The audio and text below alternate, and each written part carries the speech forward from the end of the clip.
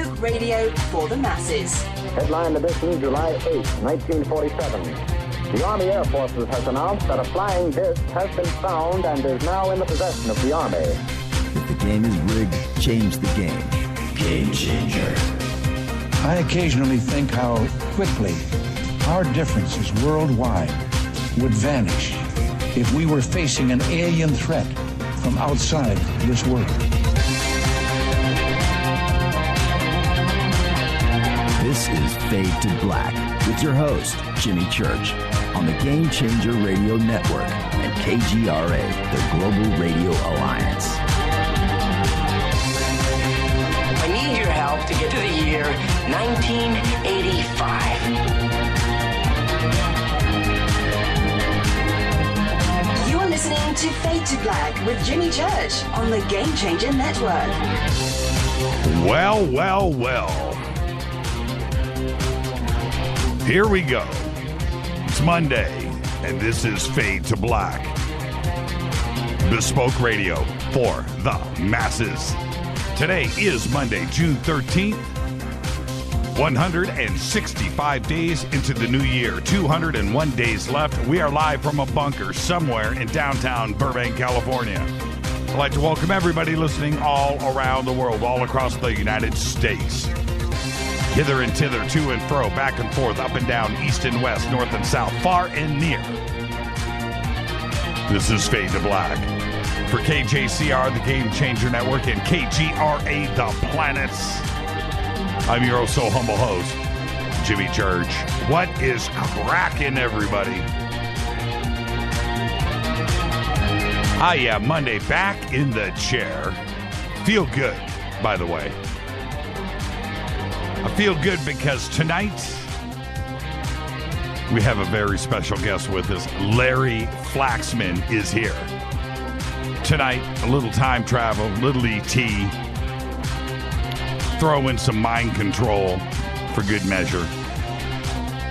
And what a week we have lined up. Tomorrow night, Jim Mars is back with us.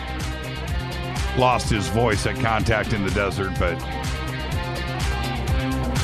he let me know he's all back. He's all good. And then on Wednesday night, Beth Leon is going to be here. She joins us for the first time. She is the Taoist princess. 5 black belts. And she'll be here to kick your ass. It's going to be good. Thursday night, Fader night. Yeah, John Rappaport's going to be here with his No More Fake Newsroom. The call-in number tonight is 323-825-5045. All right. Follow us on Twitter at JChurchRadio. Very simple. Facebook, YouTube, everything is Fade to Black, JChurch Radio. You know what to do. Just go over to the website. Click on the follow, like, and subscribe buttons. Get her done. While you're over there, subscribe to the podcast. It's in the media section. Go and do it. $2. You can email throughout the show tonight, Jimmy at jimmychurchradio.com. I've got a lot to say tonight. So, yeah, go ahead. Let the emails flow. Jimmy at jimmychurchradio.com. And always remember, everybody out there listening, I don't get my emails. No, Rita does. That's right. That's right. So you got to make it good, or I just never get it. I just don't get it. So there you go. You've been warned. It's got to go through the dragon's cave. Any questions or comments during the show, just use hashtag F2BQ for Twitter, and then hashtag F2B is the sandbox. Welcome to everybody listening. Had a great weekend over coast. More on that in just a second. Great week last week, and of course, Contact in the Desert, and we're still coming down from that. It was just an amazing weekend with everybody, and I've actually had a night off, which was technically yesterday, and so I'm back. I'm bushy-tailed, right? All right. First things first, let's get these things out of the way. Support the show by supporting our sponsors, Life Change Tea, National Tax Experts, Studio Dome. Life Change Tea, it got us through a very gnarly couple of weeks. And it's not, and I'm going to be straight with you, it's not going to end anytime soon, because we have a bunch of stuff that we're doing with History Channel and A&E. We're shooting all of that stuff. More on that very, very soon. So that's going on. Coast to Coast again this Friday. And then we turn around and we go to Roswell, and then we come back and start it all over again. So it's just going to be a crazy month, crazy 2 months. We just came off of contact. So Life Change Tea and those supplements are what gets me through everything. All right? That's all you got to do. Just go to getthetea.com. The banner is right there on our website. Use the promo code Jimmy, either over the phone or online. Use it when you check out, JIMMY. Go to the specials page. Ronnie's always got something really good over there, and get her done. You'll be so happy. Everybody around us, and I do mean everybody, is on Life Change Tea right now. Everybody.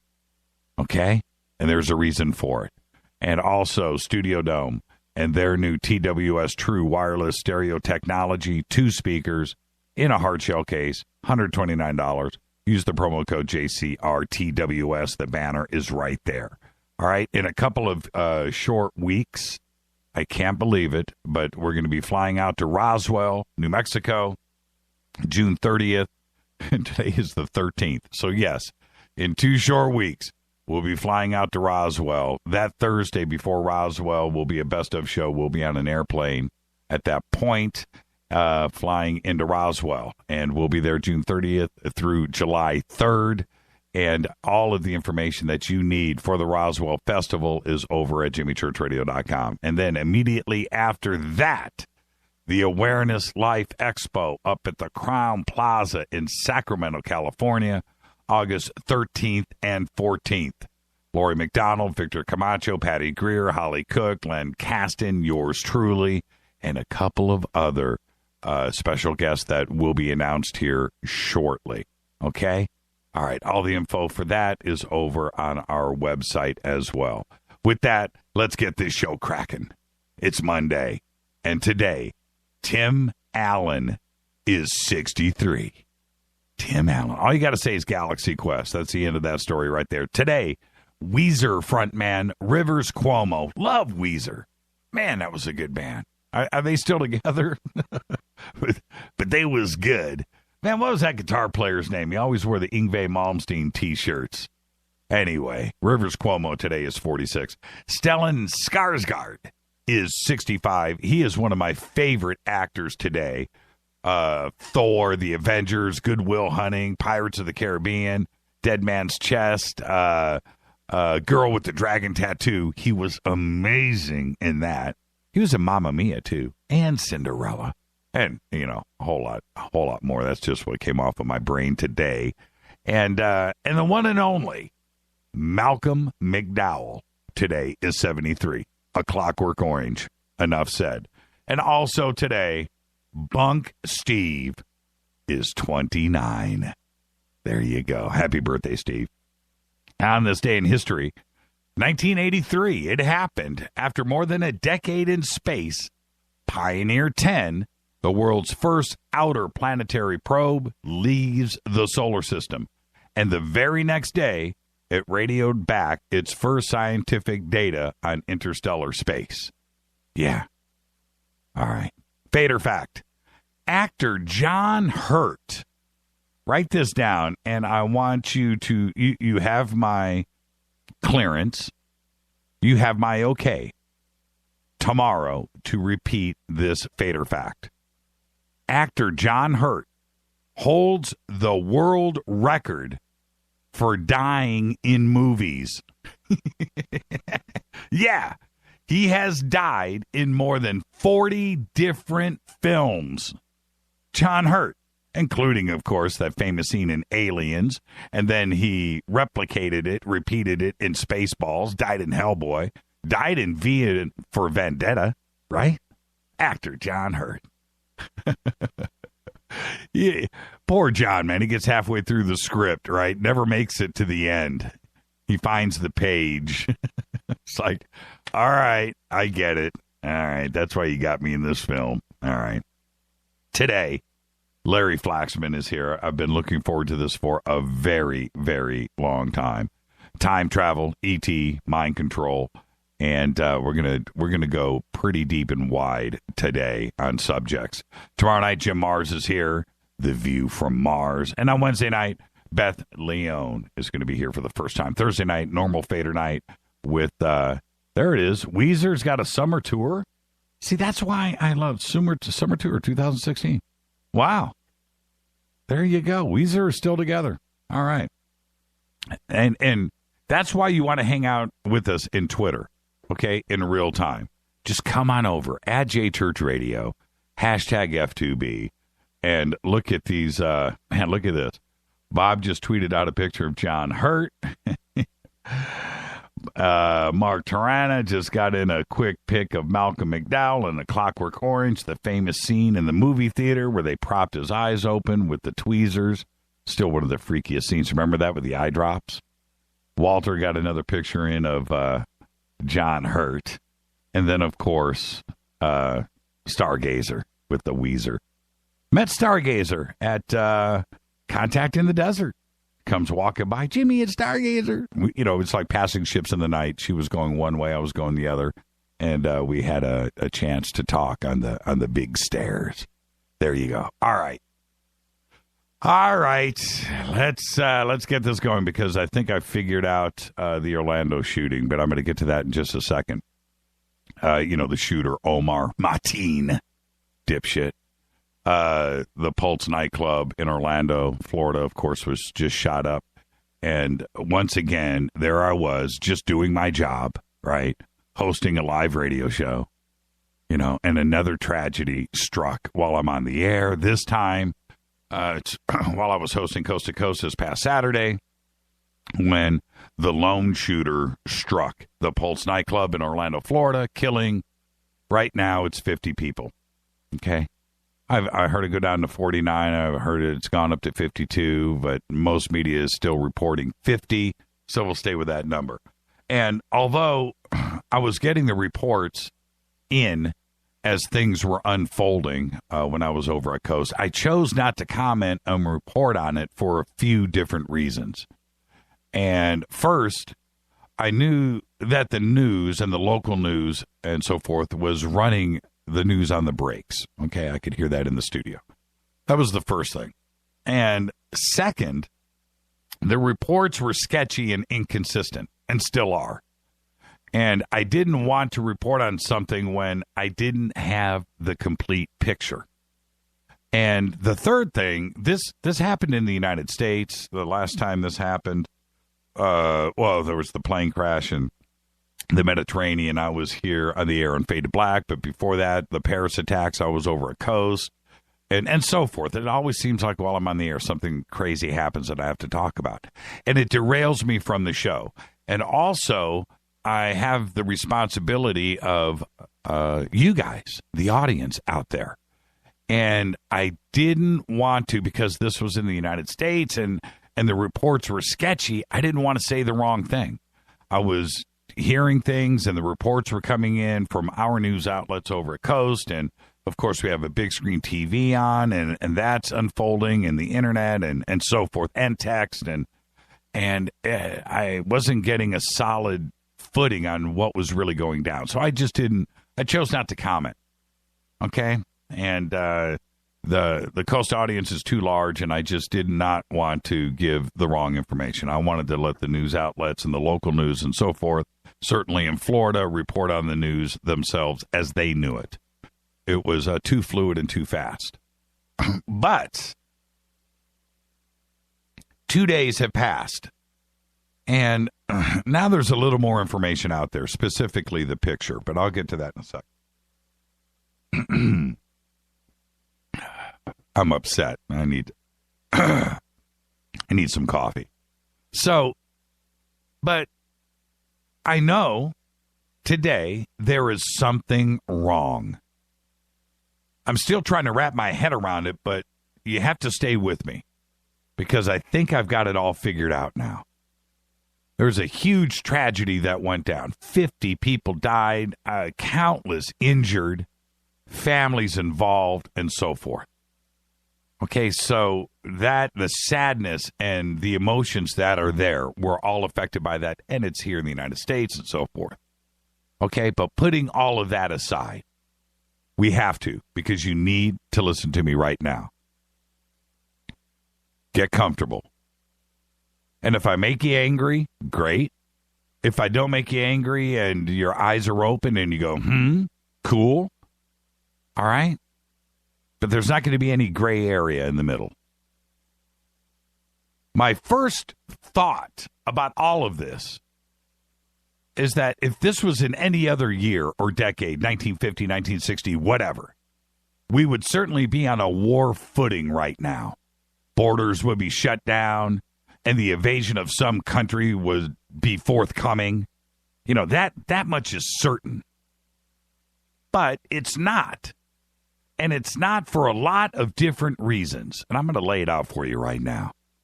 There is something funky going on. Not only with this incident, but it's tied into things like Fort Hood and the Boston Marathon and San Bernardino, California. All of those were connected directly to ISIS or religious fundamentalism, Islam, radical this, that. But in each case, like the shooting in Orlando, all three of those cases were watered down to personal issues with the terrorists and not the bigger real issue. And that's a fact. That's one of the reasons why there has been no ground invasion. We don't have 300,000 troops somewhere right now. Some of it has to do with the administration. Some of it has to do with Obama himself. Some of it has to do with Congress. Some of it has to do with you and me and our views and this 25-year war that's been going on out there. So all of that comes into play, and I get that. But here, right now, there's another problem. There's about 5 problems with this case, and none of it has to do with false flags. None of it has to do with, well, you know what? Just listen to me. And all of the false flag people out there right now, if you listen to what I have to say right now, and then I guarantee you're going to change your mind. Because I'm right. I figured it out. Listen. One of the main issues I have here is with the FBI. But it's not what you think. When you show up on the FBI's radar, no matter who you are, me, you, anyone, you got a problem. There's a reason why. And if you show up on their radar a second time, well, you're probably not a good person. Seriously. That stuff doesn't happen by mistake. And by the FBI saying that there was nothing there and that they let a 10-month investigation come to a close, they screwed up. Right? Big time. Right? Well, they did, but not for the reasons that you think. If Omar Mateen was an innocent victim of bad information and went on to lead a clean life, no big deal, right? But he didn't, obviously. He was the guy that walked into a nightclub and killed 50 people. And they had him. He was on the radar twice, right? Are you following me? No, you're not. You think you are. Because his connections, his background, his actions, his comments that he made to coworkers and friends all said something different.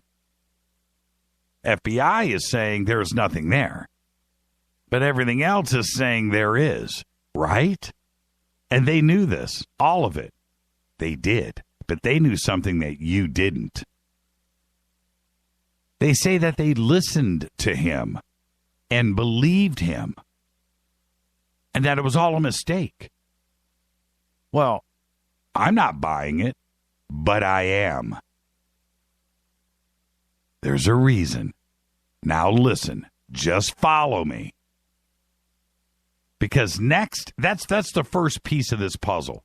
Why would the FBI not listen to the witnesses and the people around him and discount that and believe him after they met him?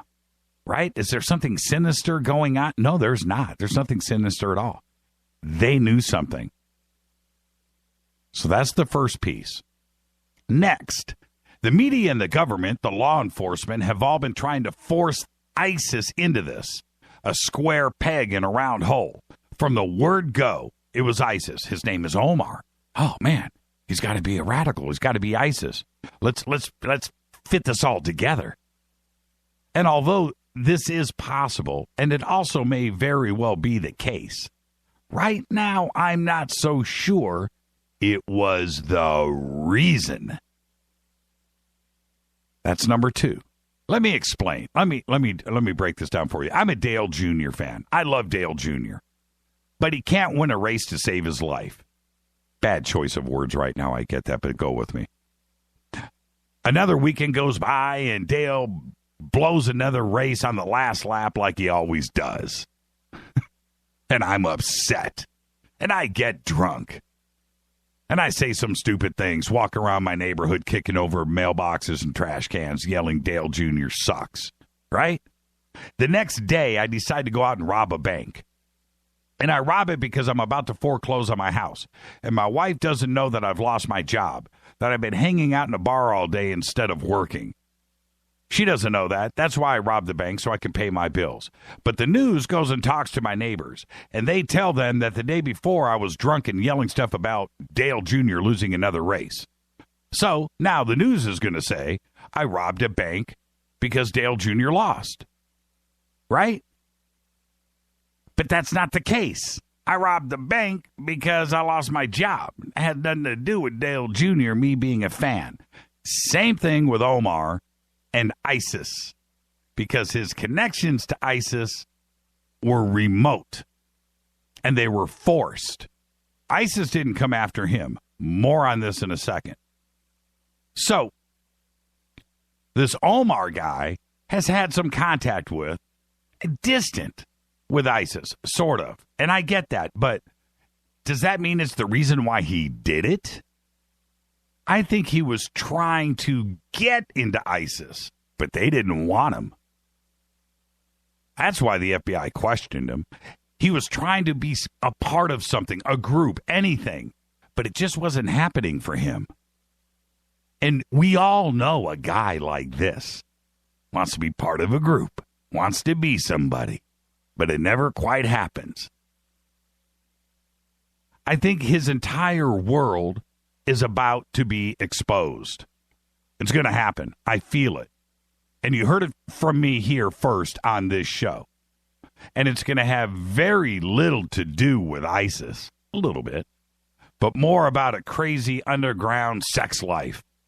Ex-girlfriends, ex-boyfriends, some out-of-control sex tapes, sadness, rejection.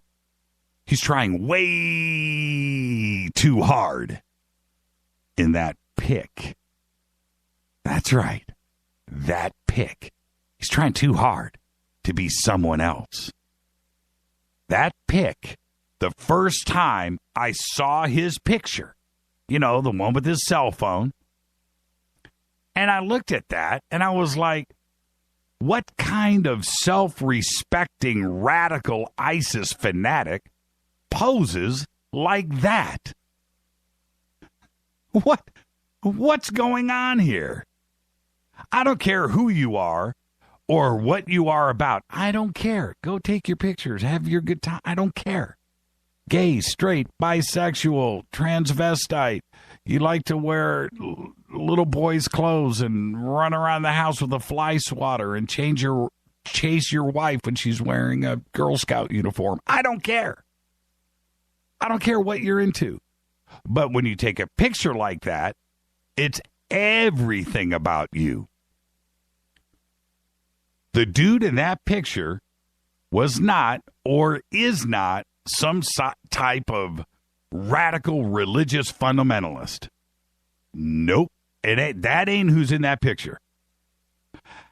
He was something else, and I just can't put my finger on it, nor do I want to, really. I don't want to touch it. But there's something more to this story.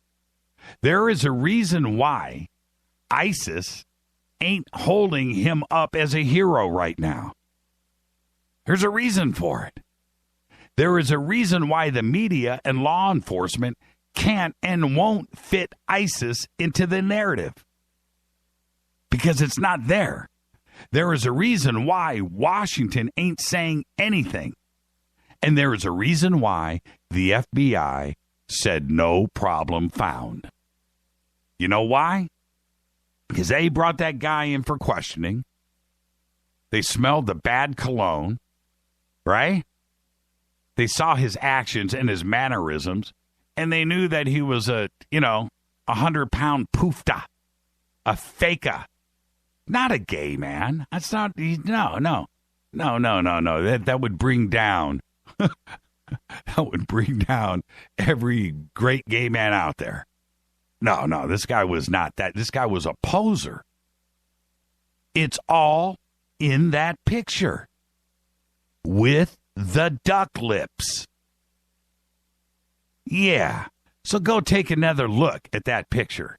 And you tell me that that guy is a radical, fundamentalist, ISIS, Quran reading. No. Oh, no. He ain't any of that.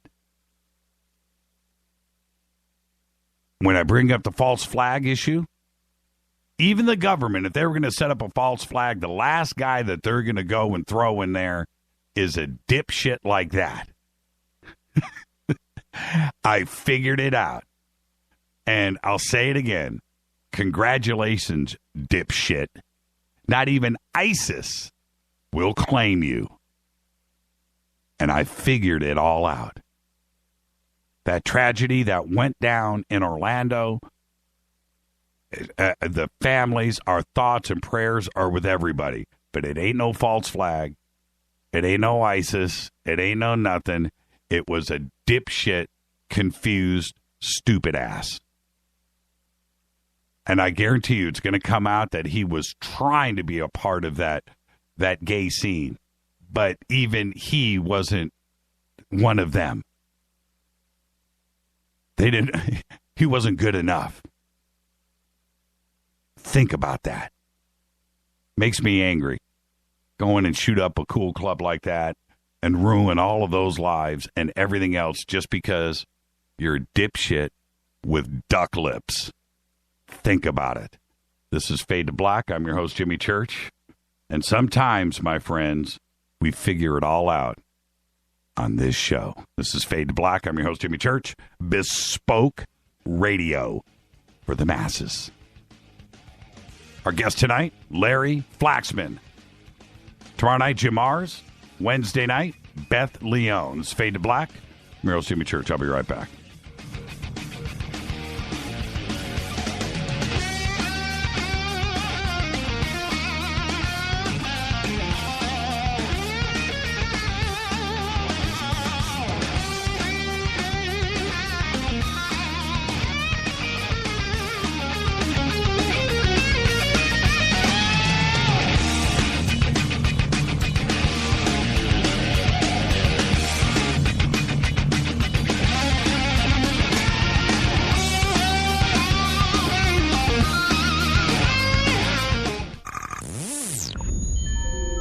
You're listening to Jimmy Church, Fade to Black.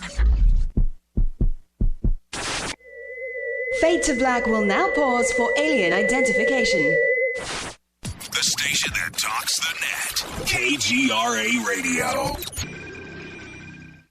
What's up, revolutionaries? It's me, Jimmy Church. Do you have an IRS or state tax issue? Well, I did, and I called national tax experts.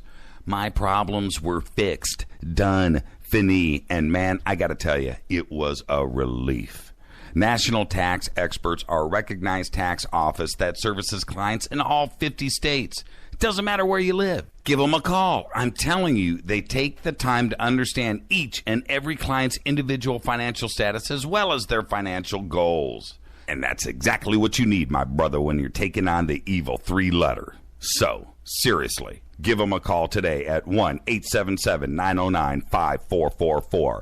Again, 1-877-909-5444. Or go check out their website, www.nattaxexperts.com. That's NATTAXEXPERTS.com. Tell them Jimmy sent you. Health in America is becoming a top priority. Or maybe I should say, good health in the world is becoming a top priority. Maintaining a healthy body can be challenging. How about letting Life Change Tea help you? Our tea you make, you drink, and you benefit. Our unique blend of 8 different herbs helps you maintain good digestion, a healthy colon, and detoxes harmful toxins and parasites out of your body. And you know what? It tastes great. If you're wanting a change, a life change when it comes to health, log on to getthetea.com. That's getthetea.com. Or you can call us at 928-308-0408. That's 928-308-0408. When you log on to our mobile-friendly website, you can read all the numerous testimonies of how Life Change Tea has helped so many people. We carry many, many beneficial products that help your health and keep you on track. Getthetea.com. Kind of gets in your head, doesn't it? Getthetea.com.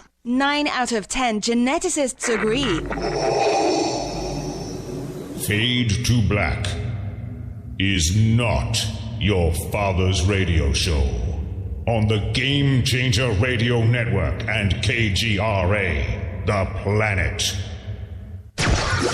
Hi, this is Chase Kletsky with Fate Magazine Radio, and you're listening to Jimmy Church and Fade to Black on the Game Changer Network and the KGRA digital broadcast station, where the Fade-or-Nots rock.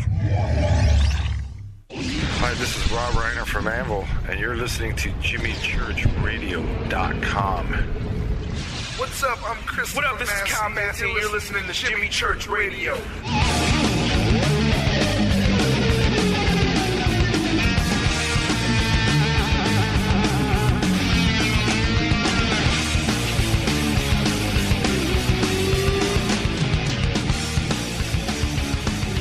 Welcome back, Fade to Black. I'm your host, Jimmy Church. On the Game Changer Network and KGRA, The Planet. You can follow us right now on Twitter at JChurchRadio. Yeah, the audience is going to bust through another 2, 3, 4, 5,000 tweets tonight. And after that rant, I hope you guys got my back. Are you guys picking up what I'm putting down? We got this all figured out. And again, our thoughts are with everybody in Orlando and the families. All right. Tonight, very special guest Larry Flaxman. We're going to discuss some time travel, E.T., throw in a little mind control for good measure. Tomorrow night, Jim Mars is going to be back here with us. And on Wednesday night, Beth Leon joins the show for the first time, and she has something to say. She's an incredible woman. You're not going to want to miss that broadcast. Thursday night is Fader Night with John Rappaport and his No More Fake Newsroom. The call-in number tonight is 323-825-5045. But first up, it's Larry. And Larry is a best-selling author of 8 books, including 1111, The Time Prompt Phenomenon, I have it here, Sequences and Synchronicities, The Grid, Exploring the Hidden Infrastructure of Reality, and The Viral Mythology, which I also have here. It is an amazing book. It's how the truth of the ancients was encoded and passed down through legend, art, and architecture. For nearly 2 decades, Flaxman has been actively involved in paranormal research and is a hands-on field investigator. He is the president and senior researcher of the Arkansas Paranormal and Anomalous Studies team, which has become one of the nation's most respected paranormal research organizations. He has appeared on hundreds of radio shows worldwide and is a staff writer for Intrepid magazine, and his work is appearing regularly in TAPS, Fate, New Dawn magazine, and Phenomenon magazine. Larry has appeared on Discovery's Ghost Lab, History Channel's Ancient Aliens, and this past Friday, he appeared, along with yours truly, on the History Channel special Time Beings, Extreme Time Travel Conspiracies. I'd like to welcome to the show for the first time, Larry Flaxman. Larry, good evening, sir. Hey, Jimmy. Good to be here. Yeah, it's good to have you. You got to love live radio and technical difficulties. It's always the best way to hit the ground running. So, yeah, you're here. And Larry, I kind of want to start off here. First off, welcome to the show. And since it's the first time you've been on with us, Marie's been on with us probably, I don't know, 4, 5, 6 times. And we love you, and you're finally with us. But you get the first time disclaimer, just like Marie did her first time on the show, which is, this is you and I sitting on my couch, talking as friends. And we're going to start off where we start, and where we end, we're going to end as friends. Are you ready to go? I'm ready. That sounds like a plan. Yeah, exactly. I want to start out here. We did a show together on Friday night on time travel, time beings on History Channel, which I thought went well, but we'll talk about that in a minute. But the subjects that you cover in your books, and along with Marie, too, as well, are not only the things that I love to talk about on the show, but they're wide. They're wide. You know, you kind of have that conspiracy umbrella at the top and everything that falls underneath it, which could be anything from true paranormal to time travel and DARPA and you know, all of the government conspiracies that fall down underneath that. Where did this start for you? Was it your family? Did something happen to you as a kid that you need to share with us? What happened with this fascination into all things unexplained? Well, you know, unfortunately, no, I don't have any prevalent stories of anal probes and abductions or nothing crazy like that. You know, honestly, I think my interest in this really probably started in the womb. I've had just this intense interest in all things. You know, I really don't like the word paranormal because most people automatically kind of associate that with ghost hunting. And when you say paranormal anything, that's the first thing they think of. But really, paranormal is anything that is, well, the scientific definition, anything that is outside of the realm of current scientific understanding. So really, I guess I gravitate more toward paranormal topics, things that either science has refused to touch for whatever reason, or things that there are details that are lacking in my mind. So, you know, whether it be ufology, archaeology, archaeohistory, ghost stuff, you know, really anything is not off limits to me. If it's forbidden or unknown knowledge, more than likely I have some type of an interest in it. And time travel, which is what I kind of want to touch on first. It's one of my favorite subjects, and I think it's one of yours too. You've written about it a lot. Absolutely. I want to start here with time travel. Is it something that we can start to validate in that there's too much stuff out there that says there's something going on? Are we at the position now, the public, that can accept that something is going on with time travel? Okay, so let's clarify your question a little bit. If you're asking me my personal opinion versus what current science says. So if you're asking me my personal opinion, yes, I think so. I think we are probably at the venture, at the point where people probably, there's enough anecdotal evidence of folks that have obviously claimed to have some type of time travel experience that I believe, yes, there certainly, it would bear further investigation. Now, does that mean that there is absolute 100% proof positive at this point that any of these folks are have any legitimacy and are nothing more than just raging lunatics? No, absolutely not. But there is enough, I think, smoke, and generally when there's a lot of smoke, there's generally a fire.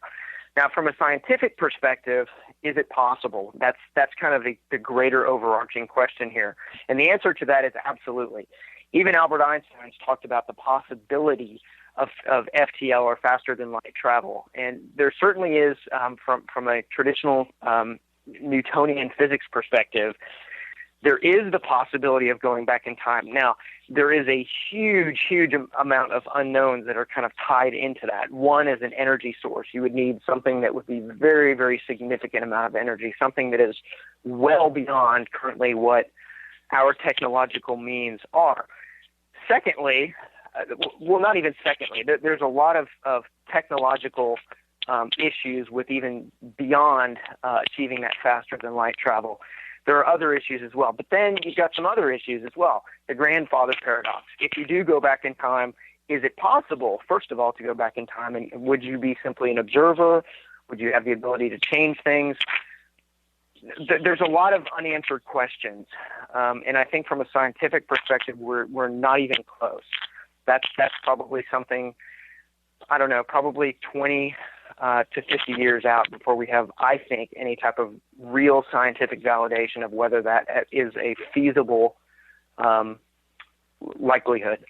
If time travel is possible, then let's back that up. Time travel is real. Let's start there, okay? And we'll base the conversation that it does exist. So therefore, people from the future, our future selves coming back here, why don't we see them? Why haven't we that's a really good question, Jimmy, but you also kind of have to ask yourself, why would they want to come back? I mean, really, and I'm not being a smartass. I mean, really think about that. If our current history is known and as recorded, why would somebody from the very distant future really have any interest coming back and witnessing and possibly screwing up the potential timeline? And I'm not saying that to say that it certainly wouldn't be a possibility, but what would be, other than perhaps viewing it as a historical museum trip or kind of a road trip back in time, what would be the purpose of that? Now, again, back to the conspiracy. There obviously are some folks that believe that this is occurring, that this has been occurring for some length of time, and there's a variety of reasons for that. One is these future travelers come back in time to manipulate the timeline and change things to be more suitable for the future. You know, I find that a little hard to believe personally. Is it possible? Yeah, absolutely. Is it likely? Maybe not. Thinking through human psychology and just kind of the whole idea behind it really doesn't ring true to me. But is it possible? Sure. Let's go with that. That if there was a distant future relative of ours that somehow had the capability to time travel, that sure, they could potentially come back and witness, possibly even manipulate events of today. But really, I think the question comes back to why. Well, it could be, I'll throw another scenario out there, 10,000 years from now, 1,000 years from now, right? It's commercialized and it's being sold. And, hey, you can go see Van Halen at the US Festival, right? And it's a trip like a cruise ship. And you can come back absolutely. And you dress up in period clothing. You go mingle in, right? You know, and you watch the Beatles. Yeah, kind of like the museum idea. Yeah, I mean, sure. That I'd pay for that probably. I would. I would too. So there's that possibility, and I don't think that that's really that far out there if you think about it, because everybody wants to make a buck. But the next side of it would be the reason why we wouldn't see them is because they wouldn't want to be seen.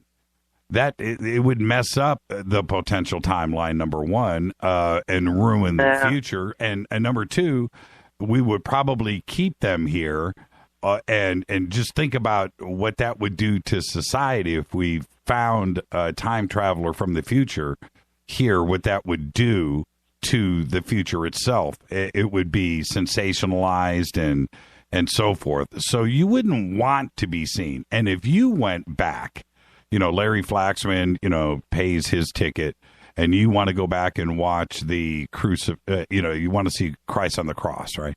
And you get noticed, that's going to be a really bad scene for you with the Romans, right?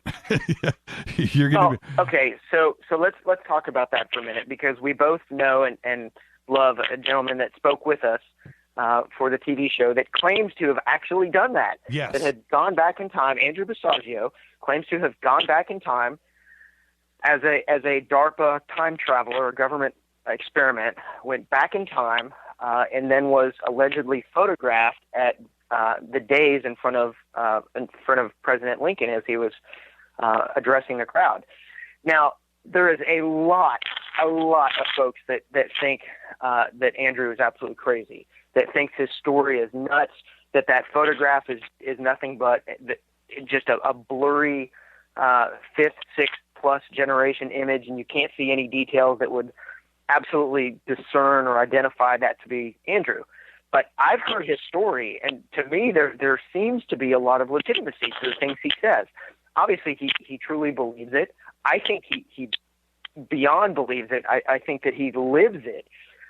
So, but again, the reaction from, I would say, a significant amount of people are that story is fantastic science fiction, that it's nothing more than just kind of the dreamed up ideology of a bored attorney. Now, I don't think that, but there are many, many people that do. So if a time traveler was photographed, or a potential time traveler was photographed, what is to say that the current society would not look at that individual as anything more than just a freak looking for attention, or very much in the same case as Andrew, with a lot of disdain and disbelief? With Andrew, and he's a friend, and I've hung out with Andrew, and one of the things that I will say is that you touched upon this, but he is in the zone all day. Right. He does not leave the zone. And you could sit, and I tried to, with Andrew, talk about life, or just, talk about things other than time travel. And this is how it goes when you try to do that. I'm going to give you an example. So, Andrew, McDonald's chocolate shakes. Well, the thing is about McDonald's chocolate shakes is, back, I couldn't get them when I was time traveling back to 1970. I'm like, Andrew, that's not where I just want to, do you like McDonald's chocolate shakes? I do, but when I was going to Mars, I couldn't get McDonald's chocolate shakes on Mars. It was just like, dude, he won't escape that. He is in that world. And so there we have a paradox. And the paradox is he completely insane and schizophrenic, and that's a world that he believes, or did this all actually happen? There's nothing in the middle there, Larry. There's no middle ground. Oh, no, absolutely not. But again, Jimmy, look at the popular perception. It's very much divided. You've got folks on both sides of the fence. You've got people that absolutely believe his story and think that he's 100% the legit, the real extra value meal.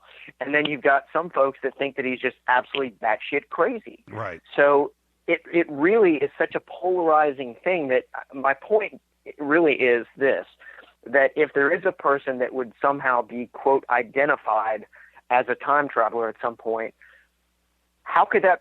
Is it likely that person would be taken seriously? And I just don't believe so. Yeah, and the other issue that I have for the people out there that may not believe Andrew's story is that if anybody from the government decided to step in and quiet him, then everything that he has said is true. So then he's left on his own out there. So there's that issue that I have, that there's too much to his story that lines up consistently, and he's never cracked. And it comes from that foundation. For me, I have looked into his eyes personally and talked to him a lot about this, and there's something to it, and I'm not sure. And the other sinister part of this is, and Stuart Swerdlow comes into play here too, along with Andrew, even though there's issues between those two guys. But putting that aside, is that when you talk to Stuart and you talk to Andrew and other people that are involved with Pegasus and their conviction on the story, could it be, and I've asked them both the same question, could it be that you guys have been implanted these memories because the memories are too accurate, and maybe, maybe they're real to you, right? They were given to you. They're real memories, but they're not real memories. And is that a possibility? And to me, Larry, and you write about mind control a lot, that's an even scarier scenario to me than if time travel is actually happening. Well, scary, Jimmy, but true. I think we would be doing a great disservice to your listeners if we tried to deny that the government has not been involved, I should say, in any type of mind control experiments. I mean, if there's a bunch. You could look at MK Ultra. You could name off half a dozen different verified government projects that involved mind control or some the supposed implantation of memories and ideology in people. Look at Sirhan, the shooter, right? When one of the things after he was interviewed was that he claimed that there were voices that were sent to his head, and these voices told him to kill. That's not the first time that there have been people that have made allegations that sound absolutely crazy. So again, to my thought, when there's smoke, and there's enough smoke, there has to be some fire at the root of it. And I think if you look at, and I think that's an excellent point that you mentioned about Andrew. That's certainly one that I've considered. I don't know him as well as you. The first time I had actually gotten to meet him was during the time travel shooting when we flew to Chicago. But my sense is that yes, he strongly believes his story, and I have one of my college minors was in psychology. So I have a fairly strong understanding of human psychology and some of the motivations behind behavioral practice. And, I truly believe that whether or not he is telling the truth, he thinks he's telling the truth. And whether that's an implanted memory, to him it's reality.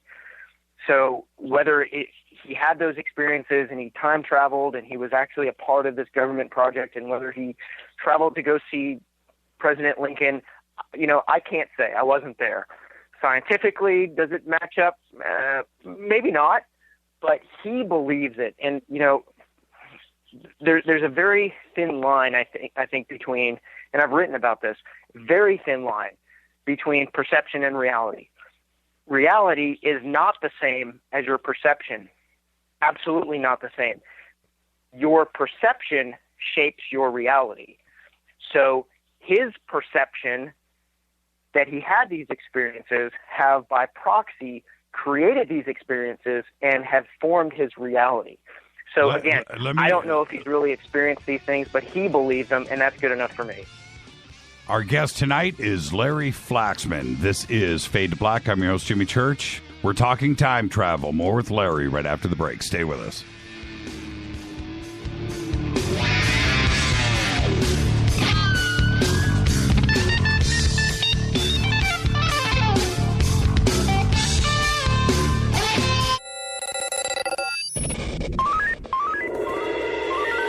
Way out here, we listen to Jimmy Church. You're listening to Fade to Black. Always on the edge of the hottest alternative talk. Jimmy Church with Fade to Black. KGRARadio.com.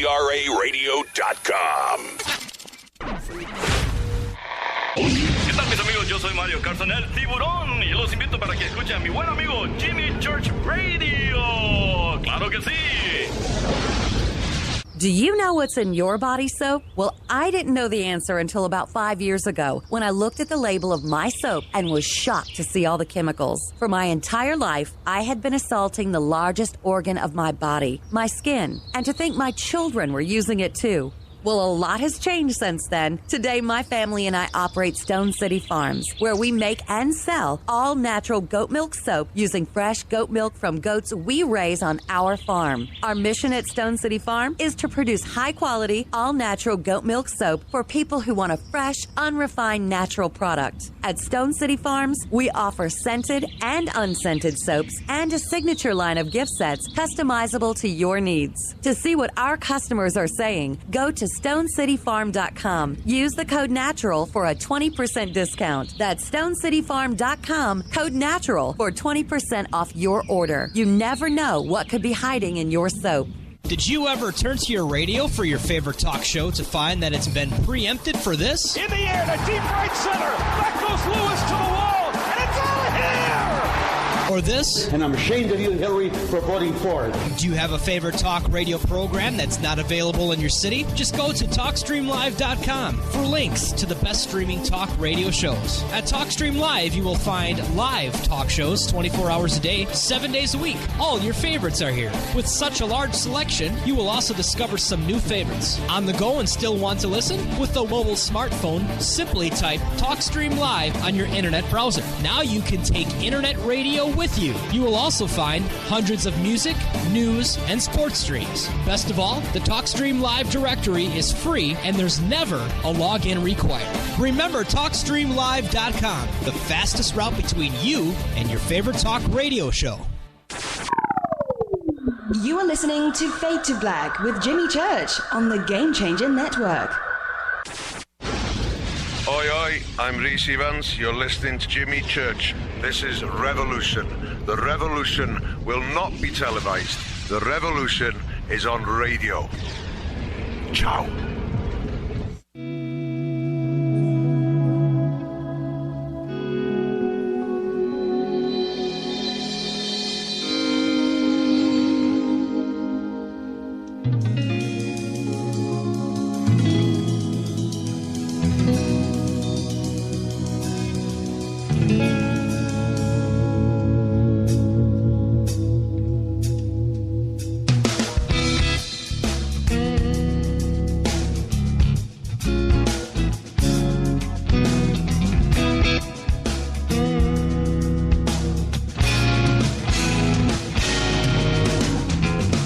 Welcome back to Fade to Black. Our guest tonight, Larry Flaxman. Tomorrow night, Jim Mars is back with us. And then Wednesday night, Beth Leon is going to be here for the first time. 5 black belts.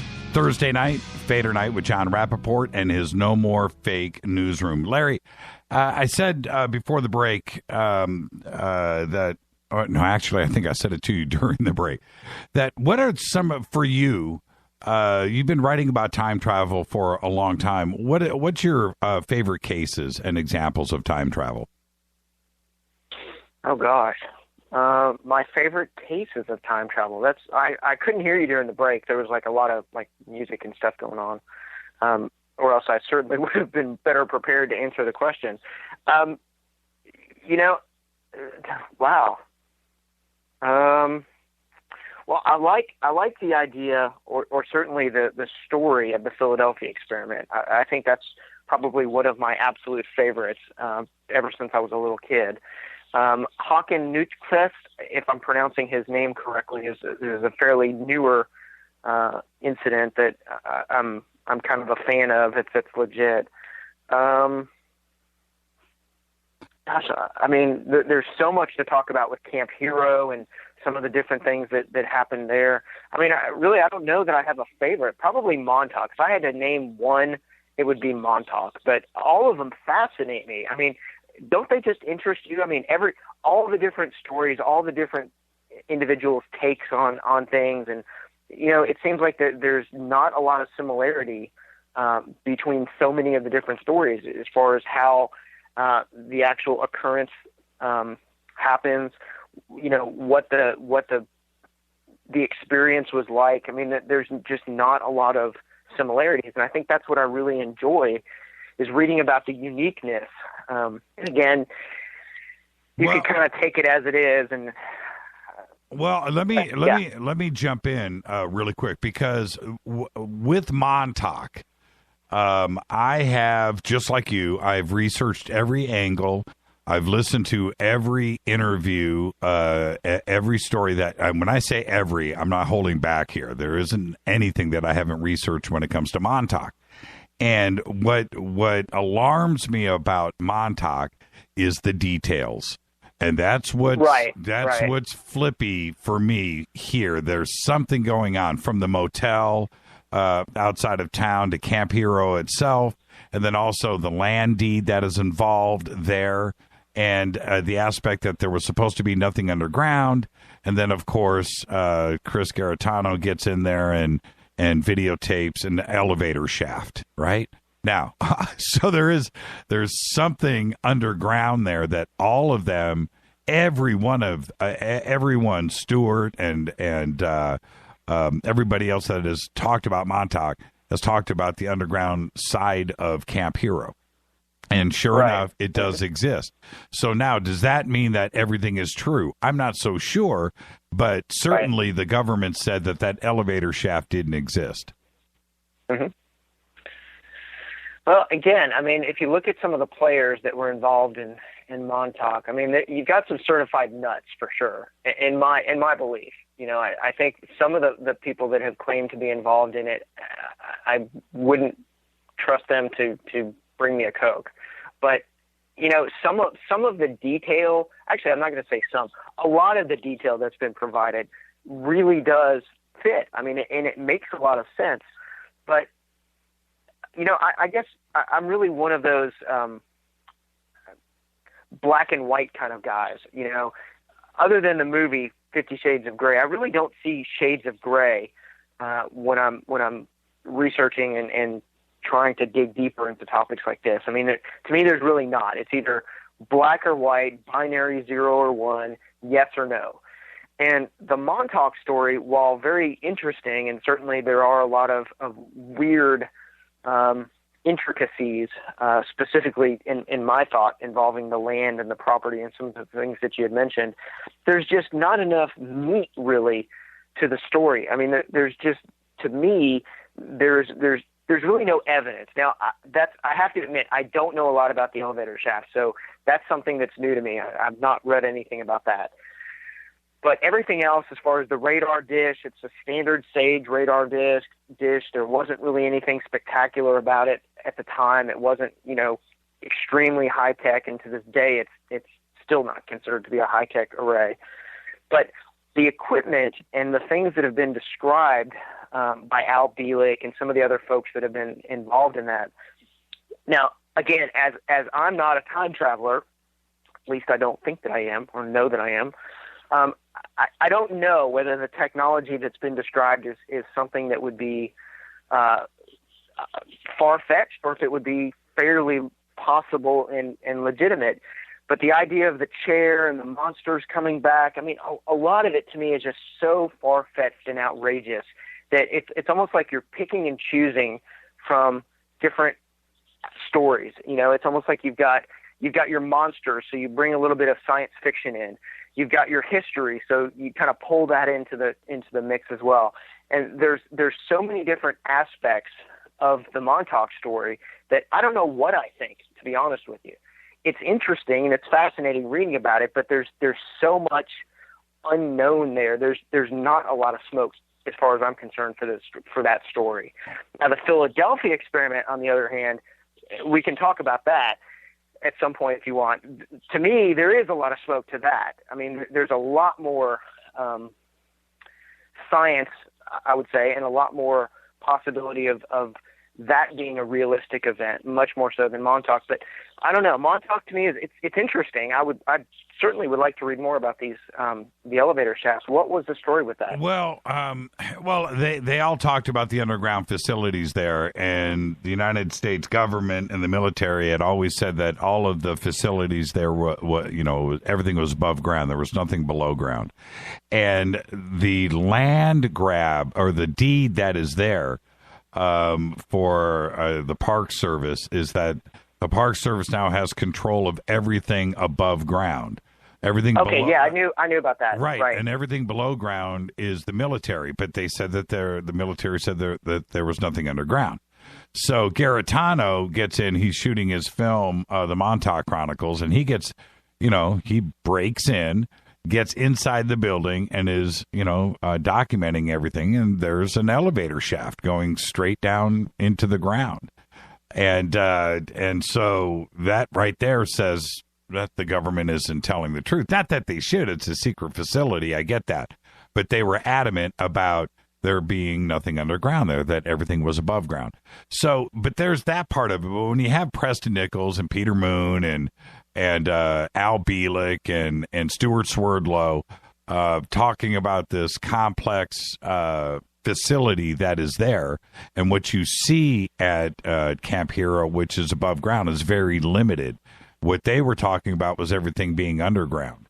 So their story is consistent, and I don't know how much Preston and Al and Peter and the rest of the crew there all got together and invented this story with such detail. I'm not sure if that's possible to repeat the story. So now, and then we get back into, and I feel like I'm making a statement instead of a question. I'm sorry I'm being so long. But is that they all talked about paperclip, German scientist, and mind control, too, as well, which Stewart goes into quite a bit. It's a horrific part of Montauk is the mind control aspect in your controller. So there you go. And you have the chair. Could this have been all just implanted memories to all of them? You know, that's the other part. So I think there's something to Montauk, and neither story is a good one, and they're both very, very sinister. No, I completely agree. Yeah, I think there certainly is more than meets the eye. As far as time travel, Oh man, you're okay, Larry. Can you hear me? Yes. Okay, your cell phone just went digital. You're time traveling on me. We're time traveling. Really. Oh, this is fantastic. Okay. Man. Okay, see what you can do. Move it around or something, and we'll see if we can get you back here. I have not moved at all. Oh, man. I cannot believe this. This is just not right. Okay. It is. Okay, let's just we'll reset this. I'm just going to reset it right now. Okay? I've got to reset, and there's no way we can continue with that. But back to Montauk, everybody, while I'm doing this. The level of detail that Al Bielek has, Larry, are you there? Yeah, what happened? Okay, there you go. You went full digital, man. Robbie the robot. It was... That is so weird. I have not moved. My phone is in a static position right by the window, and I'm on my headset for my phone, my Bluetooth thing. So I don't know what it is. Yeah, you sound good. You sound good now. But yeah, the attention to detail when you listen to Al and then you get into Al's version of the events of with the Philadelphia experiment, then you have to start to scratch your head too. We talked about the Philadelphia experiment a lot on the show on Friday night, and I've got my take on it. And so I kind of want to hear yours. When did you first hear the story? Did you read the book? Oh yeah, I read the book, saw the movies, both of them. Oh yeah, I've been a big fan of the Philadelphia experiment for a long time. Did you talk to Al when he was still alive? No, I did not. Okay. This is my take, and then I'll get your response. I mentioned this on the show Friday, which is the History Channel show, which is this. We were on a mission to make our ships invisible to radar in World War II, no matter what. We had to do that. The wolf packs and the German submarines were just sinking everything, and there was nothing that we could do. And it was the last thing you wanted to do was sail across the Atlantic, right? In the 1940s, that was it. That was a death wish, and so we needed to do that. Our technology was limited, but we knew, we had this thing called electricity, and that was still a little bit mysterious to us back then. And degaussing and trying to make metals invisible to radar and magnetics and so forth was what we were searching for. And certainly we loaded up the Eldridge with a lot of voltage, right? A lot of voltage. And then we flipped the switch, and we didn't know what to expect. And then what happened after that. So that's my take. I don't think we were necessarily looking for a parallel universe, a wormhole, time travel. That wasn't our goal. Our goal was just to make the ships anti-magnetic to mines. But it was a lot of voltage, and it was a technology that we didn't know much about. What happened after that was the mayhem. What do you think happened with the Philadelphia experiment? So I have a couple of different ideas of what actually occurred during that. So I think, yes, this was a legitimate experiment that was conducted by the United States government, not as a means. Now, we talked about this on the show, and there have been a variety of other theories that have been put out there, but I believe rather than magnetic invisibility for the mind, that actually we were attempting to go for visible invisibility. That's really what I think was the aim of that. Now, remember some of the names that were involved, first of all, in the implementation of the experiment above the board. Albert Einstein, for one. Now, supposedly, his involvement in this was relegated to the high particle physics stuff. He talked a lot about the very, very high electromagnetic energy, the frequencies that would be required to de-Gauss or to magnetize the outer hull of the ship. So knowing that he was involved, as well as Carlos Allende and some of the other folks, there was, I can't remember the other guy that was involved. There was another scientist that was supposedly, he was a German scientist. I cannot remember this guy's name, but he was very, very involved with the V2 project from World War II. Super smart guy. We brought him over. What the hell was that guy's name? Werner von Braun? Yeah. Okay. Was it Werner von Braun, or was he dead by then? No, I don't know that it was him. No. He went all the way through Apollo. Okay, no, it wasn't him. I'm going to have to see. Hans Kammler. That's it. Oh, Hans. Okay. Yes. Okay. So there was a variety of people that were involved in this project that had a lot of smarts, people that were really intelligent, people that, to me, would be involved in a project like this much more so than simply trying to de-Gauss the outside of a ship, something that because that would be a relatively easy function. You know how magnets work. We know how magnets function. We know about polarizing fields. So that, to me, would not have been that difficult to have implemented. You would de-Gauss the outer hull of the ship with a very high well, first you'd have to, and I don't know, whatever the magnetic attraction of the mines were, and then you polarize the outer hull of the ship with the opposite of that to repel the mines. That seems really easy to me. But from everything that I've read in the experiments, and there's a gentleman by the name of John Michael Hutchinson that has attempted to recreate the Philadelphia experiment, and also Ron Million has done it on a smaller scale. There is something to it. I think that the extremely high EM field that was generated was done in an effort to skew visibility. I think that they were attempting to either skew it, perhaps either full invisibility, or enough that it would kind of shimmer in and out, kind of almost like a heat signature. When you're in the desert and it's very, very hot, and you look a distance away, there's a heat mirage that's created. I think that that's what they were trying to do on board the Eldridge. I think they were trying to de-Gauss, or to I should say Gauss, the edges of the ship, the outer hull of the ship, pump it with enough electromagnetic energy, enough electricity that basically it would ionize the ozone, ionize the air, and create kind of this fractal, pixelated image. So rather than seeing a full ship, you might only see half of the ship, or you might not see anything at all. I think that's what they were trying to do. To bend the light and have the light pass around the ship? Absolutely. That's and part of what Einstein was talking about with the unified field theory was just that. I mean, a potential theory, to mathematically be able to do this with electromagnetic radiation and gravity, and if you created enough voltage and you brought it, generators big enough onto the ship, which apparently all of that actually happened. The generators, the electronics, all of that was all of that was brought on the ship. Now, whether it was, and I agree with you, it could have been just that. I thought Kammler, though, was still dealing with the Bell Project at that point in 1943.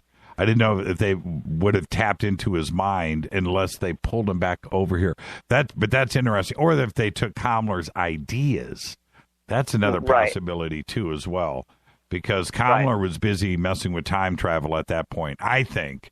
over in Germany. But now, what about Al Bielek's part of the Philadelphia experiment? Do you think that part is now urban legend, or? Yes, I think so. To a large extent, I do. Interestingly enough, when we wrote our book about time travel, which is called This Book is from the Future, we actually spoke to a variety of people that had firsthand knowledge of the Eldridge, including a sailor that had been stationed on the ship that was still alive. And he disavowed all knowledge of any type of government experiment. Now, that's not to say that it couldn't have been done behind the scenes. It could have been done at shift change, if that would have been a thing back then. But he had no knowledge of that whatsoever, and he had provided documents that he was an actual sailor aboard the USS Eldridge during the time that it allegedly had disappeared and reappeared, and he knew nothing about it other than urban legend. So there's a lot of legend and lore involving the entire event, and very little fact. But to me, the thing that is most interesting about it is at least they got the science right. At least a lot of the terminology and a lot of the potential applicability of science is legit. Now, if you compare and contrast that somewhat with Montauk, there's a lot of BS that was spewed about Montauk. One of the things that I remember, and I believe it was maybe it was Bielek. I can't remember who actually said it, but that there was a particle accelerator at Montauk, and that was part of the entire project, and that was the energy source for the chair. Now, even today, a particle accelerator is gigantic. If you look at, for instance, the LHC, the Large Hadron Collider, that's kind of a mini version of a particle accelerator. From the energy requirements that have been theorized to that would be necessary for time travel, back in the 40s when Project Montauk was supposedly in full swing in Camp Hero, that technology didn't exist. The ability to create a particle accelerator, let alone one that would be limited in size to fit within the confines of the physical area of Camp Hero, it's impossible, absolutely impossible. But now compare that with the Philadelphia experiment. You're looking at a very localized, high-energy electromagnetic field. You're looking at it in a very conductive matrix. Salt water, seawater is extremely conductive, absolutely conductive. So when you talk about pumping into an iron structure a very high amount of electromagnetic energy in a conducive and conductive field surrounding that, and then being able to modulate the frequency, there's a lot of technical details to me as a scientist that really resonate with me. Now, again, I'm not gonna say yes, this absolutely 100% occurred and Montauk was total bullshit, because I can't do that. But as a scientist, I can tell you that the science behind the Philadelphia experiment, what has been described as the science behind the Philadelphia experiment, actually would work, and it makes sense. Montauk, not so much. Well, and then there's this aspect of it. With Montauk and the chair, are we dealing with a mental projection of either the future or the past and physically not moving, number one?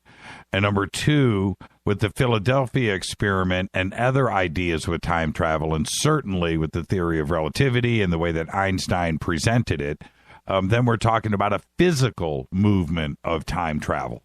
And I think that both are possible. But when you're referring to aspects of Montauk, are you saying that the mental projection forwards and backwards in time is something that?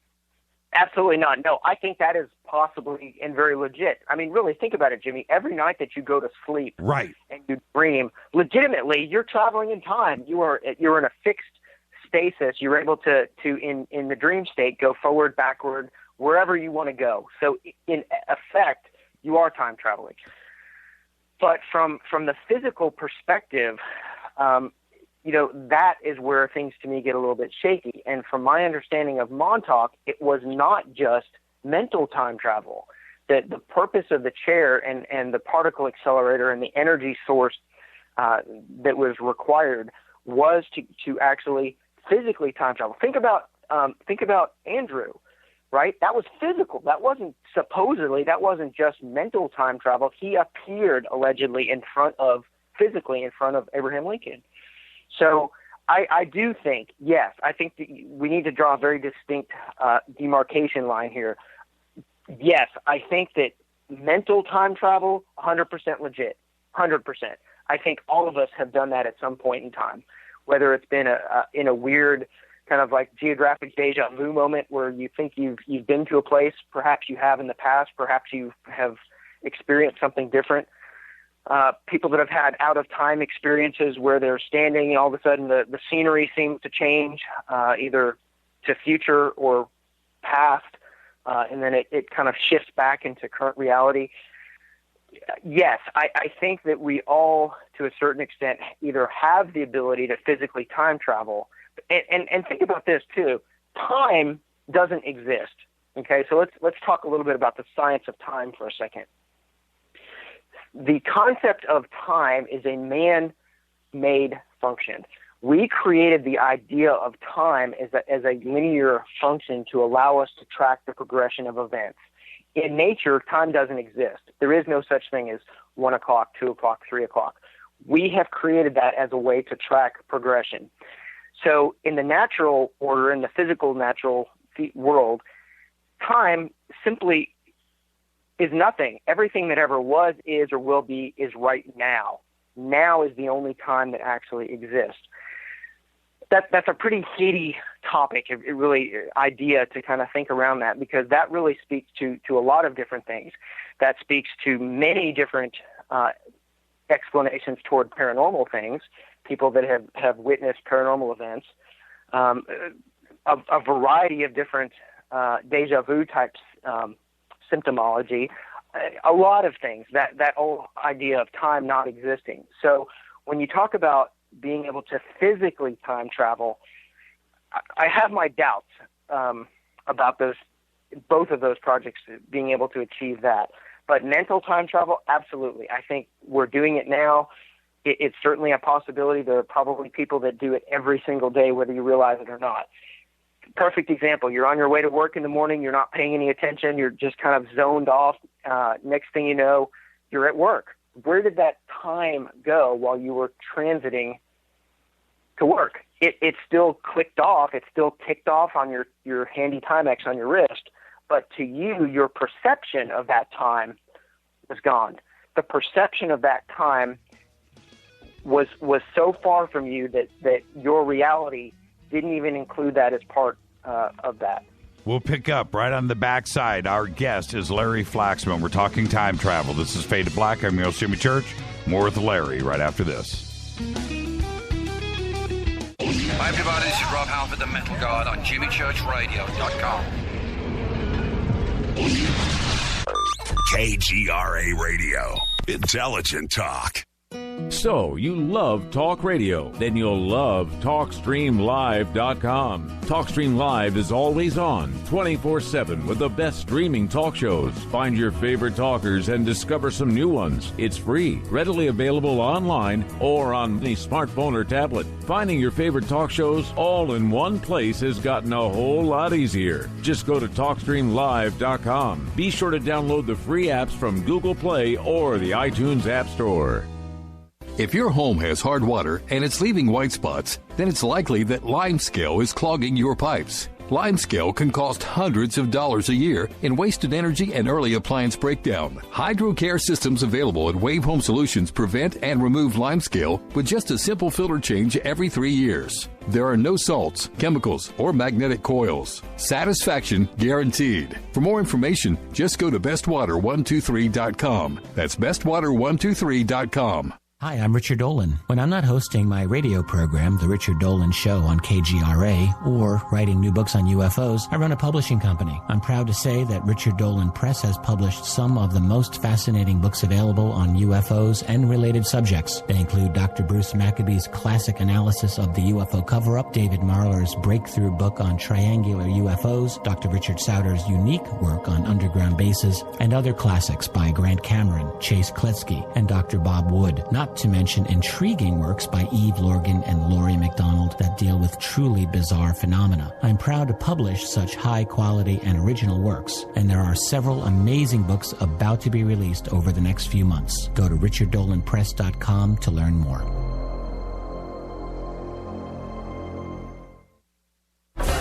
Did you know that when you're on the road with limited data or Wi-Fi available, you can still listen to every minute of Fade to Black by just calling 605-562-4482?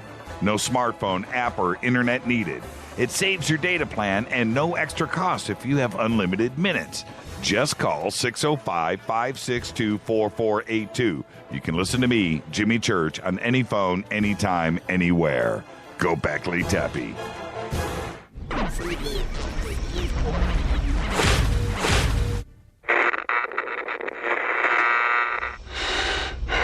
You want to know a secret? I love ponies. I really love ponies. I'm serious.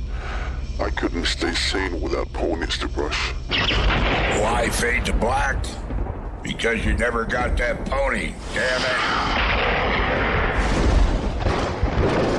This is Fade to Black with Jimmy Church on the Game Changer Radio Network and KGRA, the Global Radio Alliance.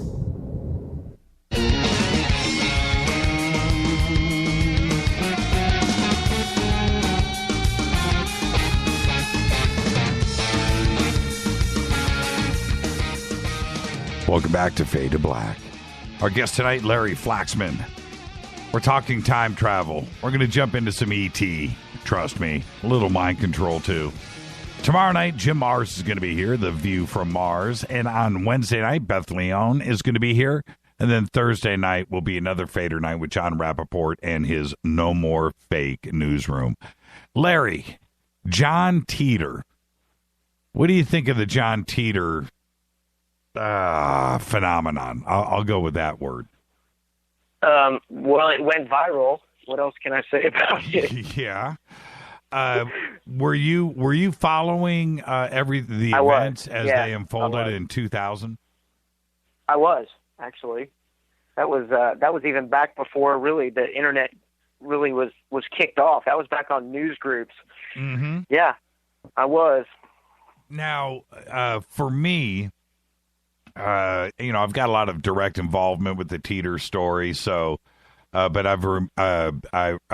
for everybody out there, I've just remained in the middle. But I think that there are some things involved with the Titor story that I just want to say this correctly, man, that it hasn't been debunked. Right? Has not. Nobody's been busted, and I've been accused of, being John Titor. Okay? All right? Now, whether that's true or not, that's for me to know and the rest of the world to find out. But that nobody has been caught. And whenever you have a really good conspiracy or hoax or whatever, everybody gets caught. You can't keep it hidden. And with the Titor story, that's where it sits. It's the same now as it was in 2000. I don't know. I mean, I've not been following it really as years late. The story to me is just so fantastic. I mean, when he first appeared on the scene and he first started posting on news groups, I think there was certainly there was a lot of interest, and the internet was, I'm not going to say it was new, but as far as widespread use and general populace, it was fairly new. Back in 2000, I mean, the internet had been around for a while, but it was not something that you found in every home at that point. It wasn't quite hadn't quite reached the diversity that it is now. So I think it was very fascinating to people that all of a sudden now you have this individual who's claiming to be from, I think it was 2038 or something, if I remember right. 2036, yeah. Okay, yeah. That his story was, and I'm a little rusty on this, so again, because it's been a few years, but his story was that he had to go, he had traveled back in time, he had to go back to the 1970s to pick up a really old IBM 5100 computer. So this was like the predecessor computer of even the original IBM PC. I mean, this was like almost the card punch type technology. I mean, this was very early computing that supposedly he needed to bring this device back to the future with him to allow them to fix some type of legacy system that they had in 2036. There was something that in that computer that they needed that technology. So now, first of all, here's where I put the brakes on. Okay. So he was supposedly an American soldier, if I remember correctly, and he was part of like some type of an elite time travel unit of a Marine, I think, if memory serves correctly. So here's where the brakes go on for me. Okay. So in 2036, if we supposedly have the technology to physically time travel in a car with this I can't remember who made it, but it was the time travel device was a portable unit that was placed in the vehicle, and very, very similar to how Back to the Future worked, but minus the plutonium. So the brakes stop here for me. They go on right now because I have a hard time believing that a technology that would exist in 2036 that would allow an individual to physically time travel, to me, would be sufficiently advanced enough that they wouldn't need to travel back to the 1970s to pick up a legacy basic programming language IBM computer system. That to me just smacks of, I don't know, that to me just doesn't make a lot of sense. It really doesn't. I mean, if you think through it, I mean, you're right, there has not been any wide-scale debunking of that story. And honestly, I think it's because a lot of people had just lost interest in it completely because it was such a fantastic story. There was no evidence. A lot of the, actually not a lot, just about everything that he had predicted would come true hasn't. So there wasn't enough basis in fact, I think, for people to have widespread adoption of that story. And I think that's probably why we haven't heard any debunkings really of that story. People really just didn't really care that much. That's my thought. Okay, well, let me address a few points, and we'll take this one at a time. So the reason, the reason for the problems with their computer system in 2036 was because there was a nuclear war here in the United States, okay? And technology screeched to a halt. And what was left over in 2036 were these computers that they were trying to fix. The only way that they could fix those computers was what was stored in an IBM 5100 from 1975. And the reason for that was, and this is where the story starts to get crazy, that the bug that was known, the 5100 would plug into the mainframe computers for IBM back then so they could debug the system, and the 5100 also ran on that APL language that the IBM mainframes were running on. And that knowledge, that computer history about the 5100 and IBM back then was only known on planet Earth by a handful of engineers. And when I say handful, I'm literally talking 5 guys. Okay? So this was not some public knowledge for somebody to post on a message board in the year 2000. It just wasn't common knowledge. But it's a very small part of a very complex story that Titor presented. That was one part of it. Now, the rest of it, and I understand what you're saying, but his thing was there was a nuclear war. There were issues with the computers in the future. The only way to do it was to go back and grab this 5100 that very few people even knew the 5100s fit in the IBM mainframe setup and the bugs that they had in the computer language with APL back in 1975. So that was a very interesting thing to bring forward. So in the Titor hoax, if it was a hoax, that was a part of the story that was true. That was a real part of the story about the 5100, and it's part of computer history and APL and IBM mainframes. So if you put that part aside, the Titor hoax had to have somebody that knew an awful lot about computer history in the corporate side of it, in the industrial side of computer history. So if you put that aside, then the other part, the other parts that get complex is something that time travel that was never discussed in time travel is this: if you travel in time and you're in the H.G. Wells time machine thing, and you travel time, the Earth is moving in space, and so therefore, you would potentially, if you did travel time, if you didn't know where the Earth was, you're going to end up in space somewhere in a vacuum and die, right? But that's not, they don't discuss that in science fiction. They just deal with teleportation, time travel, and the fun part of it.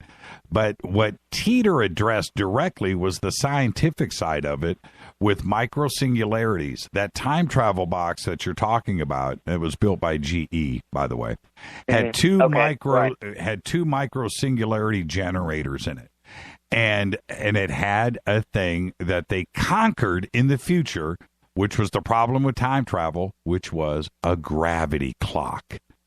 This was something that had never been discussed before Titor. Now, the gravity clock part of it, which is why he had to time travel in a car with a heavy-duty suspension in it, was because of gravity. That's why that part of it was addressed in his story, and that's another interesting part. So the gravity clock would lock you in wherever you are on planet Earth in its rotation around the sun and everything else. That moment in time is where your gravity is locked to. So when you went through the microsingularity, the small black hole, and you went to where you wanted to be, you would be back on Earth at that exact spot with the gravity clock lock. And that conquered this landing in space or in the middle of the ocean or something like that where you weren't supposed to be. You would be exactly where you needed to be, right? And that was addressed. And scientifically, that was never touched upon. And it also gets into a very complex part of science.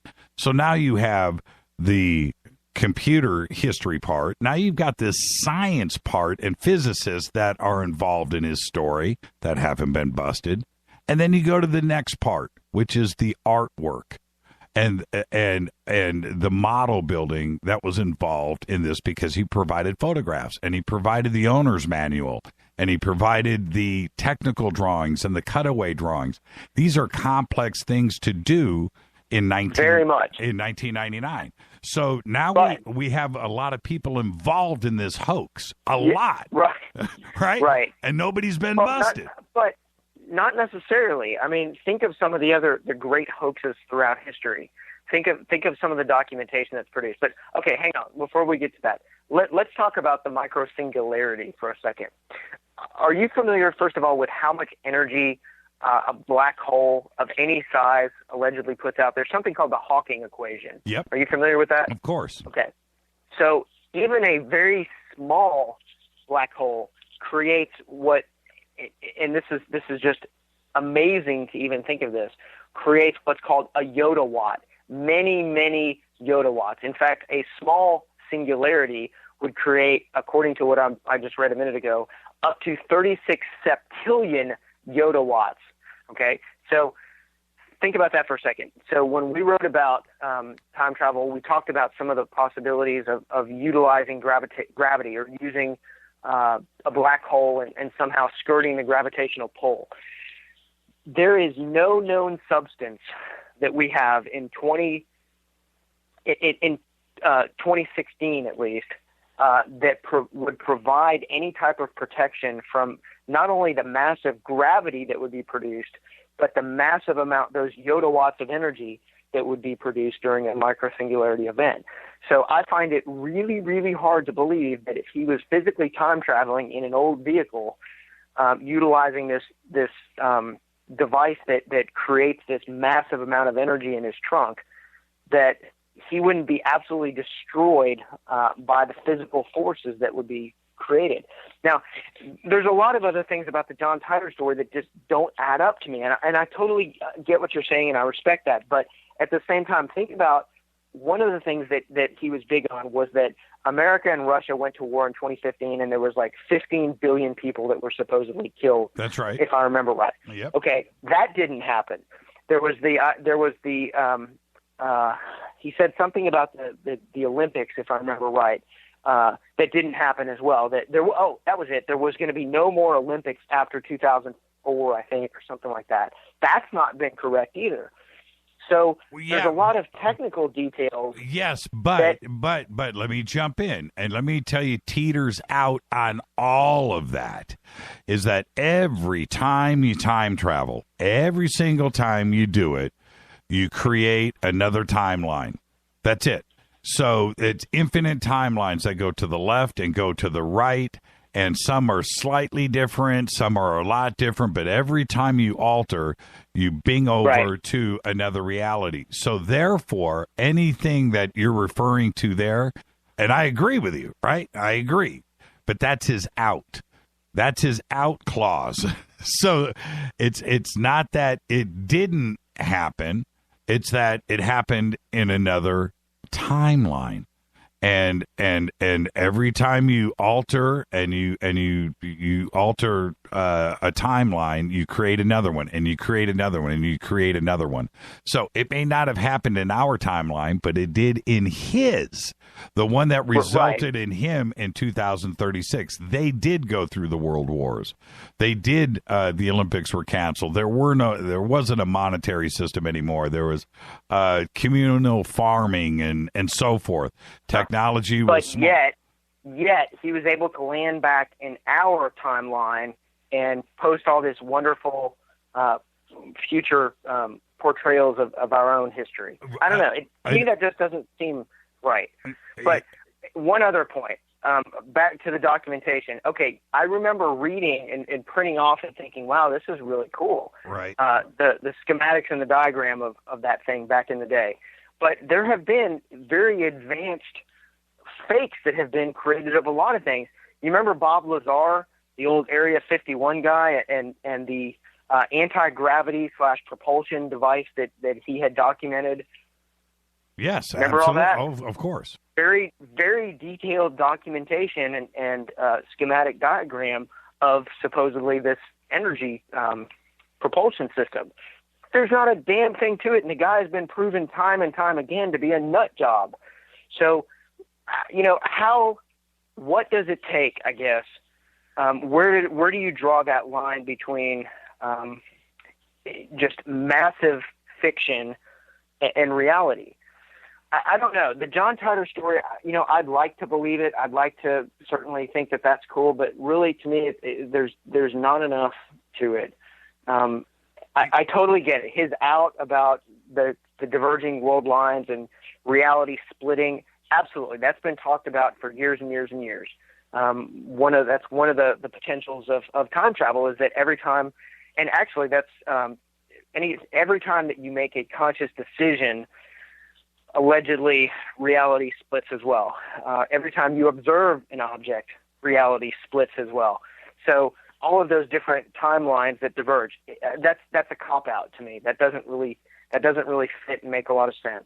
Yeah, it's certainly his out clause, and that's what I'm referring to. But with me, just like the biggest thing to me, it's that damn computer. I cannot get over that. My background, I have a very strong background in computer stuff, and that really bothers me that this high technology society that has the technical ability to traverse the timeline has to travel back and pick up this archaic, aging, punch-driven computer to fix a problem. That just doesn't really ring right to me. I mean, why go back to the 70s? Why not go even further back or further ahead in the future and pick up something even more advanced than what was allegedly required from the 70s? I don't know. It smells to me. I guess that's all I'm going to say. Yeah, that's fine. That's the last thing I'll say about it. This is what's fun about an open conversation. Let's go toe to toe, right? So let me suggest this though. Wouldn't it be easier to come up with a more fantastical story instead of something so simple in its idea? No, Jimmy, think about that. The more fantastic it is, the less likely that people are going to buy it. If you have something that's so outrageously futuristic and so Back to the Future-ish, where it's just outrageously unrealistic, people aren't going to buy into it. The only reason, from a psychological perspective, that someone would have done this in the first place, there's two reasons. One, as a hoax, just to see, if they could pull it off, or two, for attention. And it certainly achieved the latter of that. He got a shit ton of attention from this, whether or not he's legit or not. Now, I remember reading a couple of years back that there was a private investigator that was hired to supposedly track down Mr. Titor. And let me see if I can find it really quick. There was supposedly they found this guy that I'll see if I don't know. It'd probably take me too long. This private eye actually. Wait a minute. Here it is. No, it's not it. This private eye supposedly found this guy who admitted to the whole thing. And there's a John Titor Foundation, if I remember properly. And this guy is like the brother that. You're talking. The brother. Yeah, you're talking about Larry Haber. He's been on the show many times. Yeah, he's a friend of mine. Yes. He's a friend of mine. Okay. So from what I've read, that private investigator tracked it back to Mr. Haber, and Mr. Haber had allegedly admitted to the entire thing. Now, I've never talked to the guy. I don't know anything about him other than what I've read and what I've seen on some of the subreddits and some of the pages that I've viewed. Right. But is there any legitimacy to that? I mean, does the guy own up to it today? No. Larry never. What you're referring to there never happened. The video series that you're talking about was a couple of guys that went and chased down Larry Haber in Florida, where he was living at the time. He was working for Disney. Okay. And that his brother and his son were both computer geniuses, and that was the claims of those people. That's not actually how it went down. But I'll say this. The John Titor Foundation, Larry Haber represents John Titor's mom. Okay. And he's been the Titor family attorney. And that's his connection to all of this. So that's that part. Larry admitting, no, he's been on this show probably, I don't even know now, 3-4 times. And I talked to him a lot. I could call him right now and get him on the show. But him admitting to, no, it never happened. And the other part about all of this that I find interesting is that if somebody wanted fame or fortune out of this, they got none. Okay? Because the John Titor name is never surfaced. That guy has never surfaced. He has never enjoyed any fame or money or anything else from this. So that there's nothing there for anybody. So many people have come forward claiming that they were part of the John Titor hoax, and all of it has been untrue. So that's that part of it. No, it's never surfaced. Nobody's ever enjoyed any notoriety. No movies have been made. No books. Nothing. So that part of it, if somebody did it for fame and fortune, they failed miserably because nothing ever came of it. But the other part of it, this is what I wanted to touch upon, is when you have the drawings, you have to have an artist. Back then you had to have a print shop. You had to have negatives cut. You had to have typesetting done. So there's artists, typesetters, photographers, and printers that are all involved in the artwork. Nobody's ever produced the original artwork or the stuff that was generated. The model or the time machine itself, if it was fake, then it's sitting in somebody's garage somewhere. That has never surfaced. Nobody's come forward and said, I'm the guy that built the model. Here it is. John Titor's a hoax. Never happened. No physicist has come forward and said, I'm the guy that advised them on all of the physics of this. Nobody's ever come forward. The computer people and all of the knowledge on that side of it, there's like 4 or 5 different levels of complexity of different people that would be involved, and no pissed off girlfriends have come forward. Nobody's come forward and said, you know what, I'm narking out my sister, my brother, my boyfriend, my ex-boyfriend. Nobody's been busted at all. And it's a complex, if you're going to put a hoax together, there's certainly dozens of people that would be involved here, and also IP addresses and computers and internet accounts and all of that. It's never happened, Larry. It's just as crazy as it sounds. It's never happened. And trust me, there are thousands of people out there right now trying to get to the bottom of this, and it's never happened. And you would think with the force of the internet, and when you get people hungry on a story and you want something debunked, it can be done, and it has not. And not in the Titor case. Yeah, but again, and I'm not arguing, but again, I mean, the whole story dropped off the face of the earth. I mean, there really is, to my thought, there's not a whole lot of interest in it still. I mean, there was none of the claims have ended up coming to fruition, and I think for the most part, the general populace has forgot about John Titor. So I don't know that there really is that active means to try to debunk him still. I really don't know. The other thing that I remember reading was that the brother, John Rick Haber, was also a computer scientist, and that supposedly he had the knowledge both of that IBM 5100 as well as that he had an understanding of what the reason for why he would have to have that computer. It had something to do with a clock, something in 2038, kind of similar to what happened or what people believed would happen in Y2K with computer systems going crazy. Yeah, that's right. There was something supposedly that was going to happen in 2038 as well. So that guy would have had the technical knowledge to understand that. But the other part of that is that there's a P.O. box that links John Rick Haber to the John Titor Foundation. That's right. That, to me, so what's the explanation for that? I mean, that's the smoking gun as far as I'm concerned. I mean, why? What has been the legitimate rationale for his involvement with that? No, well, he's never the John Titor Foundation. He's the attorney for the family, so that's always existed. What you're referring to is the rumors of the John Titor Foundation being owned by somebody else, not Larry Haber, but Oliver Williams. That's the other party that's involved here that you haven't brought up. Oliver Williams was the original webmaster of the John Titor website, and there were claims that he was actually John Titor, and Larry Haber had nothing to do with it. So that's Has anyone asked him? Has anyone actually questioned that dude and find out what his involvement? He's been on this show too, and I've asked him all these questions. We'll be right back. More with Larry Flaxman. This is Fade to Black. We're talking time travel. When we come back, we're going to jump into some mind control and a little E.T.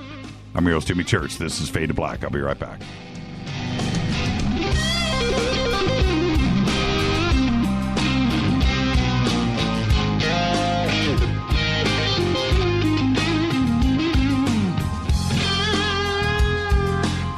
Hey, what up, y'all? Sugar Vivica Fox here, and you are listening to my boy, Jimmy Church, on JimmyChurchRadio.com. Despite popular opinion, reading a book will not make you smarter. But listening to Jimmy Church will. Hey, I'll make you a deal. Give me 60 seconds, and I'll give you directions to the Fountain of Youth. Okay, I'm joking. Well, kind of joking. No fountains, but youth, I got. Nature's Youth, and their premier anti-aging product, Nature's Youth RSF. With your sensible diet and exercise plan, Nature's Youth RSF can help you look and feel better. RSF is an all-natural amino acid supplement that supports your body to naturally increase HGH levels without any synthetic hormones. And elevated HGH levels can contribute to increased energy, improved libido, reduced body fat, and improved exercise capacity. Let's be honest, who doesn't want to look and feel younger? Visit the newly designed website at naturesyouth.com or call 800-333-6923. That's 800-333-6923, and like them on Facebook, and you'll be included in contest and exclusive offers. What a deal. Oh, speaking of deals, my time's about up. 800-333-6923 or naturesyouth.com. Who needs a fountain anyway? Call today. What's up, Fadernauts? Studio Dome loves Fade to Black and the F2B audience so much that they have put together the ultimate stereo Bluetooth system. They've done it just for you. Man, check this out. The Studio Dome SBB2 stereo system is here. It's featuring 2 Studio Boombox 2 SBB2 wireless Bluetooth speakers, packed in its own custom hardshell case. This Studio Dome system features the very latest in stereo Bluetooth technology. The 2 full-range boomboxes are in true wireless stereo. You've got to hear this. It's amazing. It's just $129, and use the promo code JCRTWS, and you'll also get free shipping. It's simple. Just go to jimmychurchradio.com, click on the Studio Dome banner. Go Beckley Teppy. This is Kristen, Erica, Brittany, Gabby, and you're listening to JChurchRadio.com. It's not a lifestyle we chose. We were born this way. KGRARadio.com.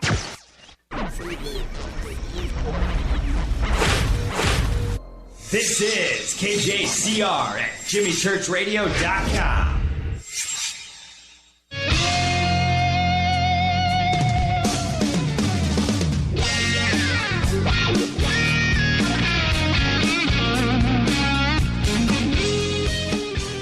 Welcome back to Fade to Black. Our guest tonight, Larry Flaxman. Talking time travel. I'm going to do a little ET, little mind control. Tomorrow night, Jim Mars is going to be here. Wednesday night, Beth Leon is going to be here. And then Thursday night, open lines with the one and only John Rappaport. All right, Larry, we'll shift gears off of John Titor because, he's real, just so you know. John. All right. There's so much more to this story, and we should come back and discuss it at another time. But there's so much more to it too. But to shift gears off of this a little bit, over the past weekend, there was a massive UFO sighting over in Joshua Tree, California, at Contact in the Desert. And my wife and I, along with hundreds of other witnesses, we saw a bunch of crazy stuff. Now, before I get into that, have you had a strange sighting in the sky that you can't explain?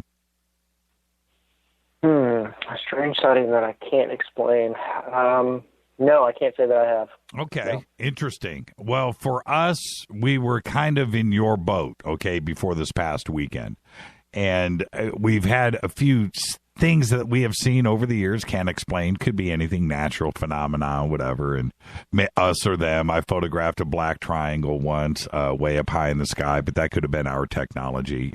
I saw it, I photographed it, but what was it? Don't know. But this past weekend, crazy stuff was going on out at Contact in the Desert, videotaped and photographed, and like I said, hundreds, if not thousands of witnesses. There's a few thousand people that attend that conference. And I saw 3 things that I can't explain, and my wife saw 4.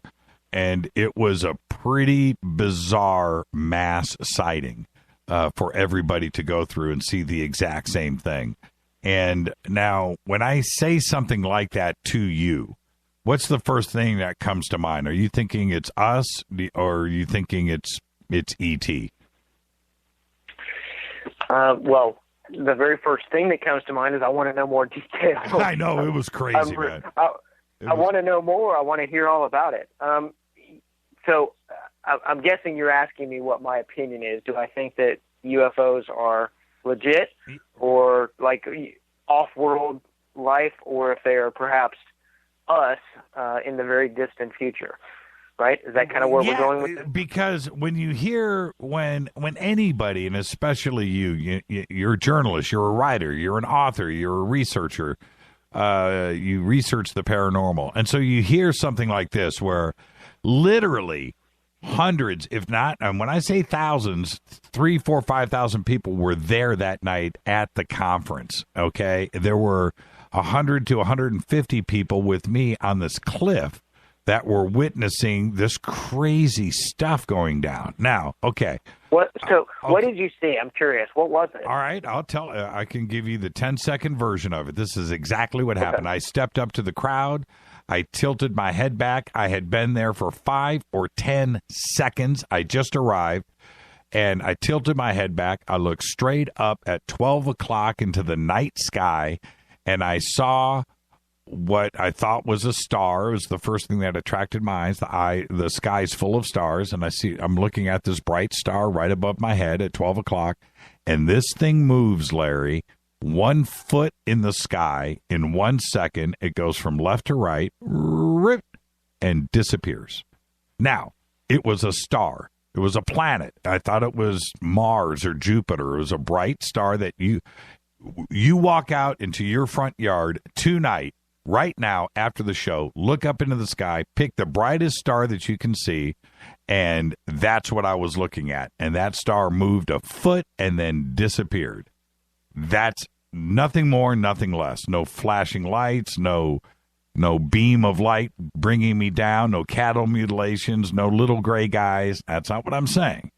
I'm saying a star moved 1 foot in the sky and disappeared. Explain that. I don't know. I don't know what I saw. I don't know. So what makes you think that it wasn't, I mean, I'm sure you've probably already ran through all the possibilities of what it could be.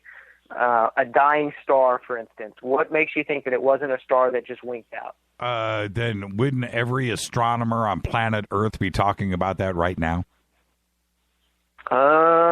Not necessarily. I mean, that happens almost on a nightly basis. It would be. I mean, remember, all the lights that we're seeing in the sky are from sometimes thousands, if not millions of years ago. Well, okay, but you're not answering my question.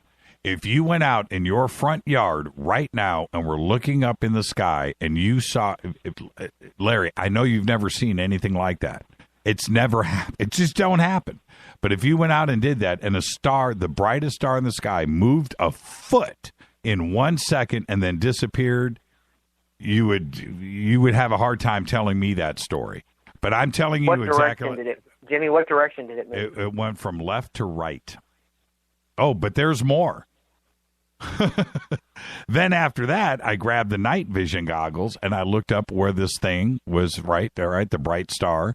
And I look, and there's a little pinprick of light now moving from right to left in the same spot, but I couldn't see it with my naked eye. And it goes back in the same direction, stops, and disappears. And that one I could only see in night vision. If satellites are up there moving around like this, lit up, unlit, back and forth, that's a technology that you and I know nothing about. And that's an even bigger story than E.T., if you ask me. Yeah. That's what I saw. And the next event, now, there were these orbs that were about a mile away that were flying around the valley. I didn't see those. I missed those. We missed those. But so I step up with my wife, and I just saw this star move above me, and I'm tripping out.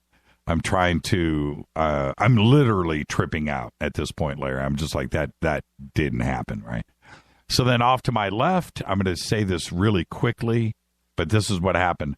About, I'm going to say 5 miles away, off to my left, hard left, is this green Christmas ball, chrome Christmas ball, and it's like barely glowing. I could see the shape of it. It's a few miles away, and it's taking off from the side of this mountain, up, shooting up into space. I don't know, Mach 2, 3, 4, 5. It's hauling balls, and it's going up, and And then I put the night vision on it, and I'm looking at it, and it just it lasted for about 3 minutes.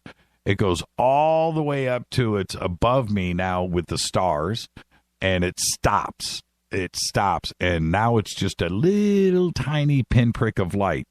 And when I take the night vision away and look at it, you would never even notice it. I could see it, the star, but it's just a little teeny tiny little pinprick. And I put the night vision back on it, and now this thing moves. It stopped, and then it moves again for about 5 seconds from left to right, stops again, and then turns left and shoots off into space. Turns a 90-degree turn left and goes pew, like it's out of a gun, and disappeared into the stars. Now, I don't know. I can't explain what I don't know. I have no idea. I can only tell you what I saw. That's it. I can't. I'm the crazy guy. I realize that. But that's exactly what I saw, along with literally hundreds of other people saw this exact same thing, and it's on videotape. It's crazy, man. It's crazy. I heard about it. I'm sure there's a YouTube video someplace. Oh, there's tons of it. Tons of it. If you go to my website, or if you go to my Facebook page, everything's posted there. Okay, I'll check it out. So, all right, so let me, that was kind of the roundabout to my answer. So I know there's a lot of folks that believe that extraterrestrial visitation is actually humanoid visitation from the very distant future. I think that's a possibility, but I believe very strongly that we are being visited by extraterrestrial off-world intelligence, and I think that we have been for a very, very long time. If you look at the mathematical and statistical odds of us being the only, and I'm sure your listeners all know this already, but of us being the only planet capable of sustaining biospheric life, I mean, it's impossible. So I do believe that, yes, there probably are extraterrestrial civilizations that are much more highly advanced than ours that probably are visiting the Earth. Now, if you do any kind of research into even our own DNA, as well as other types of animals, the octopus, for instance, there is a variety of coding that seems to be very misunderstood or unknown at this point. There's a lot in the human biology. There's while we've been able to map the human genome sequence, there's still quite a bit that we don't know about why certain configurations exist and what they are. And you probably have heard people refer to, quote, junk DNA. Yep. So my question really is, well, so what is our basis in truth for calling it junk? Perhaps we simply don't understand either what its intended purpose is, or perhaps it's some very similar to a vestigial organ, something that had existed at one point in time, perhaps in an off-world as an off-world necessity. So I'm not a big proponent of folks that truly think that we are the only sentient creatures that could possibly exist. I think that's incredibly narrow-minded to think that. And what was fascinating for me, Larry, and thank you for that, and I agree, by the way, and especially the junk DNA part. But when we saw what we saw, not only do I believe that we're being visited right now today, I've always believed that, but our sightings that we've had over the years, my wife and I have had a couple together, but those are random events, and it could be anything, right? And they're fun when they happen. It's like, wow, what the hell was that? Okay, interesting. But this situation was after this 15-minute event was done, my wife, Rita, who is the most pragmatic black and white person that I know, and she keeps me very grounded, trust me, she gets in the car and she goes, they're here. And that's where we walked away from it. We were speaking very little after this. It was a pretty pretty life-changing event. If there ever a definition of epiphany, right? Well, we tripped over it, and I can't explain it. I really don't know. And you brought up a really good point when you bring up stars and satellites and other things that it could be.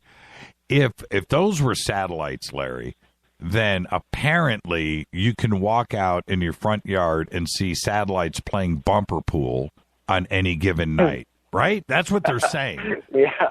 Okay, Yeah. and I've never seen that before, ever, and nobody talks about satellites playing bumper pool. And, so satellite, no, it wasn't a satellite. I can tell you it wasn't a satellite, wasn't a plane, it wasn't a rocket, wasn't a helicopter. It was nothing. It wasn't any of those things. Now, then it comes down to, is it us or them? I don't know. I really don't. It was an unbelievable. If it was us and we have that kind of technology and you and I don't know about it, then there's a bigger secret out there that's much bigger than E.T. Trust me. And I think that's a more fascinating conversation. I agree completely. Yeah. If E.T. is here or not, and I think we all agree that we're not alone, I don't think that's that complicated or hard to digest. I really don't. No, absolutely not. I mean, even if you look at the events immediately preceding the Roswell incident, for instance, all of a sudden we had this and this was talked about on the show. There was this massive explosion of technology that occurred right after that. And, there's something called Moore's Law. I don't know if you're familiar with that, but in computing technology, Moore's Law is basically referred to as the doubling of the number of transistors every 10 years. So the number of processing cycles, or the processing capability basically doubles. It's expanded to mean that processing capability basically expands and doubles every 10 years. So with that being said, there are so many new technologies that have come about within the last 50 to 60 years that all of a sudden seem to have just popped up literally overnight. So to me, I mean, really, if you think about it from a rational perspective, how is it that for the last several hundred years technology has progressed at this specific pace, and then all of a sudden we have this alleged major event, and all of a sudden our technology takes this massive jump ahead? So I don't think that it's that completely unbelievable, and I think that truly the government believes, if they believe, that disclosure is not in our best interest, that we are our worst enemy, and that we don't need to know because it would cause rioting and mass confusion and all that stuff. I don't believe that. I mean, we hear on a daily basis about all of the very incredible things that happen in our society. We hear about mass shootings, and we hear about political corruption, and we hear about all these really, really terrible things, but yet the possible idea that there might be another civilization that exists, or another life forms that exists beyond us, I just don't get that. It really doesn't make sense to me in today's day and age that there would still be that belief system, that archaic belief system, perhaps held by the government. That really doesn't make sense. And when you brought up junk DNA, when we talk about these leaps in technology, that not only did so much happen after 1947, and you can look on a calendar and just go, man, 1947 was a pretty bleep and incredible year for technology. But when you refer back to junk DNA, one theory, one idea that I'm a big fan of is that just maybe when we were visited in years past, that this knowledge was set on a timetable. Okay, so at certain points in history, we figure out these leaps in technology, like the wheel. That's a crazy thing to just think up one day. Smelting metals is a crazy thing for Stone Age man to just suddenly think of, kilns. Absolutely. And it just seems to, just pop up, just happen. Well, I mean, no, I completely agree. And even if you look at some of the archaeology, some of the Egyptian iconology, for instance, some of the hieroglyphics that seem to depict futuristic type iconology. I mean, you've got the Saqqara glider, which for all intents and purposes looks like an airplane. It looks like a modern craft. You've got the Baghdad battery, that the potential for the utilization and discovery and utilization of electricity. There have been many ideas about the Great Pyramid was at one point used as a variety of different theories, but one of the prevailing theories was that it was used as a pumping station. It was utilized as this massive pumping station to provide water throughout the entire desert area. So, look at the engineering of the Great Pyramid. Look at the engineering of a lot of the other pyramid structures that are located throughout the world. I mean, there are too many coincidental things for those to all be written off as simply human ingenuity. I truly think that we had to have had some type of extraterrestrial influence at some stage in our evolution. I mean, it makes perfect sense to me. Now, even if we were not, and this is a theory a lot of people believe, and again, it talks a little bit to the possibility of what some of the junk DNA may be used for, but that we were somehow architected or created by an extraterrestrial civilization. That we, I don't know if you're familiar with the term panspermia. I can't even pronounce it. Panspermia. The idea of basically the off-world seeding of Earth by an extraterrestrial civilization. But even if you take that out of the picture and you look at human beings as simply evolving across just a linear spectrum, the way that scientists would have you believe, throughout history, all of the reports have to be taken into consideration. You have to consider all of the hundreds of thousands of reports of extraterrestrial contact. You cannot just completely throw the baby out with the bathwater. There has to be something to that. There's been written history. There's been pictographic imagery. There is so much that's there that depicts our interaction with other civilizations or other life forms. There has to be something to it. You can't just say that every one of these people throughout the last 10,000 years of progression have made that stuff up. You just can't. And when you look at that idea, which I 100% agree with, or 90% because I have my own version of it, but there is one thing that we cannot deny. Man is unique, and man just showed up. That's it. We just showed up. There was no, forget about Darwin. That's just thrown out. We just showed up, correct, with the face and the nose and the brain and the skin without hair and walking upright and thinking and laughing and talking and a voice box and logic and humor and emotions. We came as a complete package overnight. We just showed up. There was no evolutionary process. They've been talking about the missing link forever because there is no missing link. We just showed up.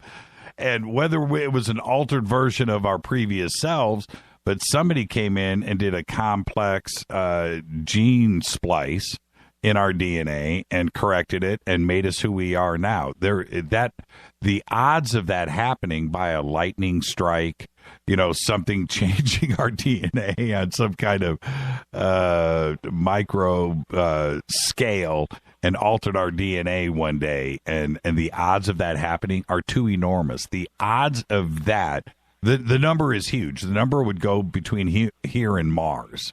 That's a big digit, and it's just not possible. So, yeah, I think we were messed with and we were placed here. And that junk DNA space of things was a pocket full of knowledge that was going to be eventually brought out on a calendar year. Yep, I agree. What's up next for you? Well, gosh, what's up next for me? So I've got a lot going on right now. I do a lot of speaking at different conferences and different events and stuff, so that's expanding. But I've got a nonprofit charity that I've been working on building for some time, and I'm going to continue to work on that. But I'm focusing on really a lot of the projects that I want to focus on. I'm really continuing to focus on my near-death experience research. One of the things that was a big initiative of mine over the last 2 years has been brainwave scans of folks that claim to either be psychic, have had psychic experiences, or are some type of faith healers. So I'm going to continue to expand that, working on putting together a database of folks that I've scanned, but basically just focusing on science and focusing on the things that I'm interested in, and moving forward with that, trying to put out some more interesting books, put out some interesting works for people to enjoy.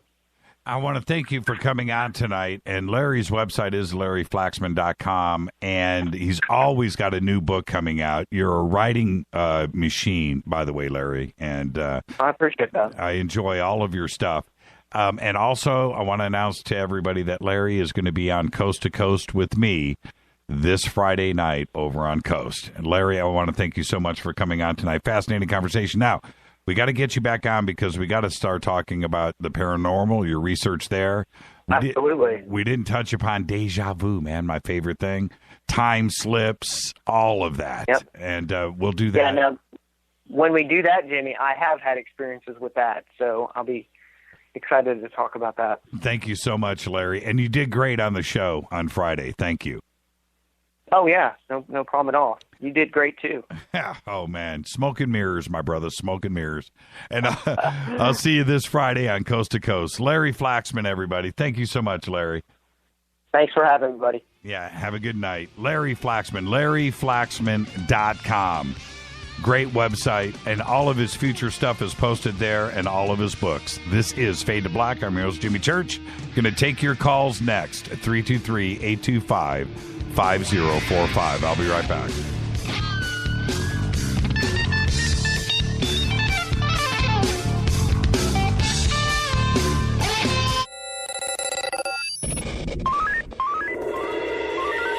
Way out here, we listen to Jimmy Church. You're listening to Fade to Black. Always on the edge of the hottest alternative talk. Jimmy Church with Fade to Black. KGRARadio.com. ¿Qué tal, mis amigos? Yo soy Mario Carson, el tiburón, y los invito para que escuchen a mi buen amigo Jimmy Church Radio. ¡Claro que sí! Do you know what's in your body soap? Well, I didn't know the answer until about 5 years ago when I looked at the label of my soap and was shocked to see all the chemicals. For my entire life, I had been assaulting the largest organ of my body, my skin, and to think my children were using it too.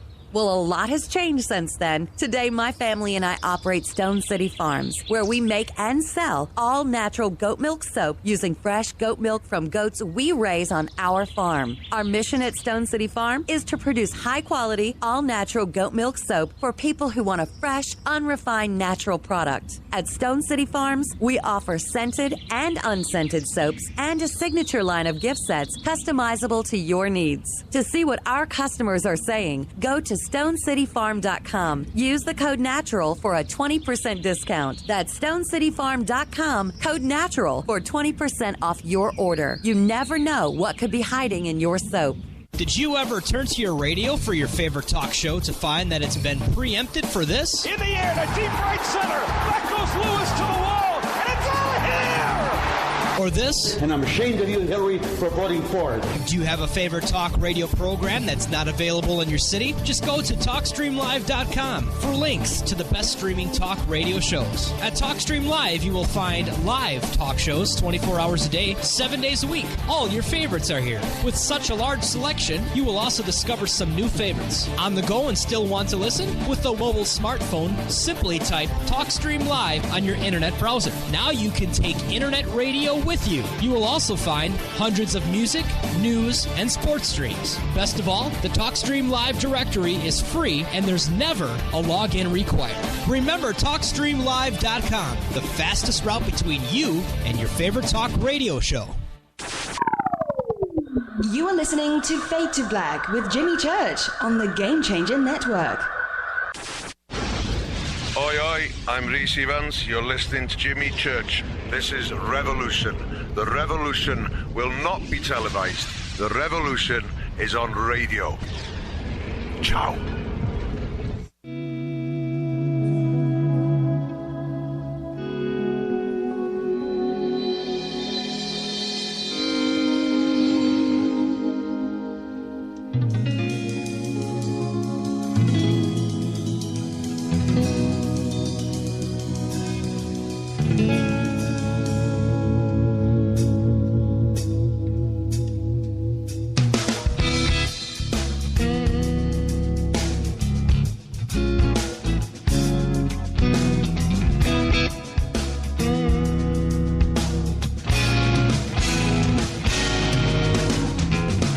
All right, welcome back. Fade to Black. Thank you, Larry Flaxman.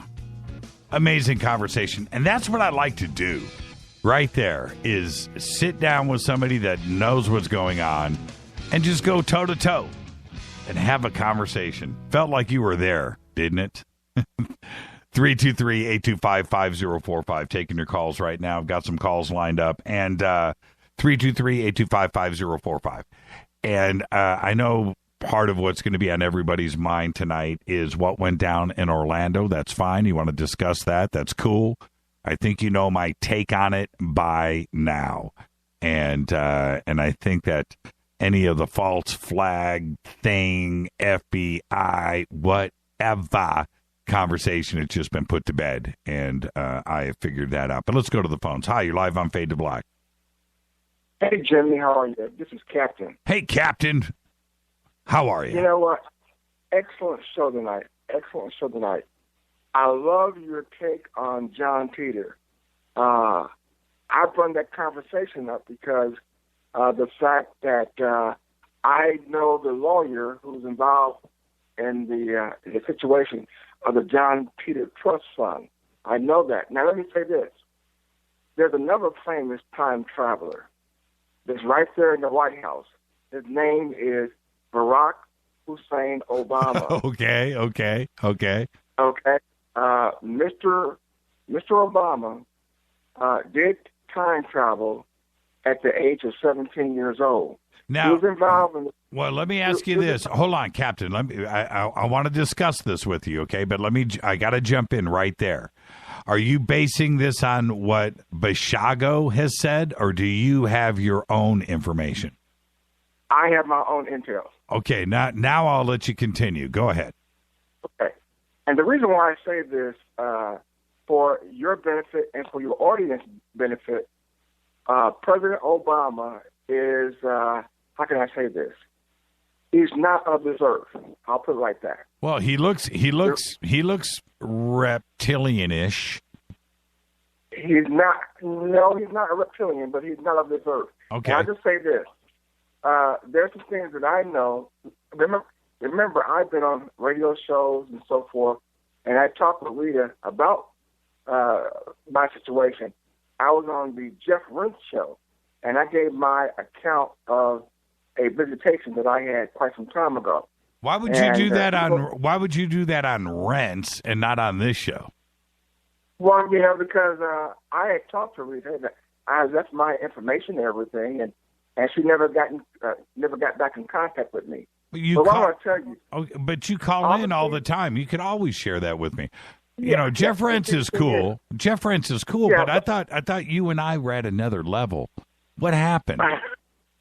Well, you know, I tell you what, some of the things that I had talked about on Jeff's show, he had vetted me, and all the things I said have came to pass.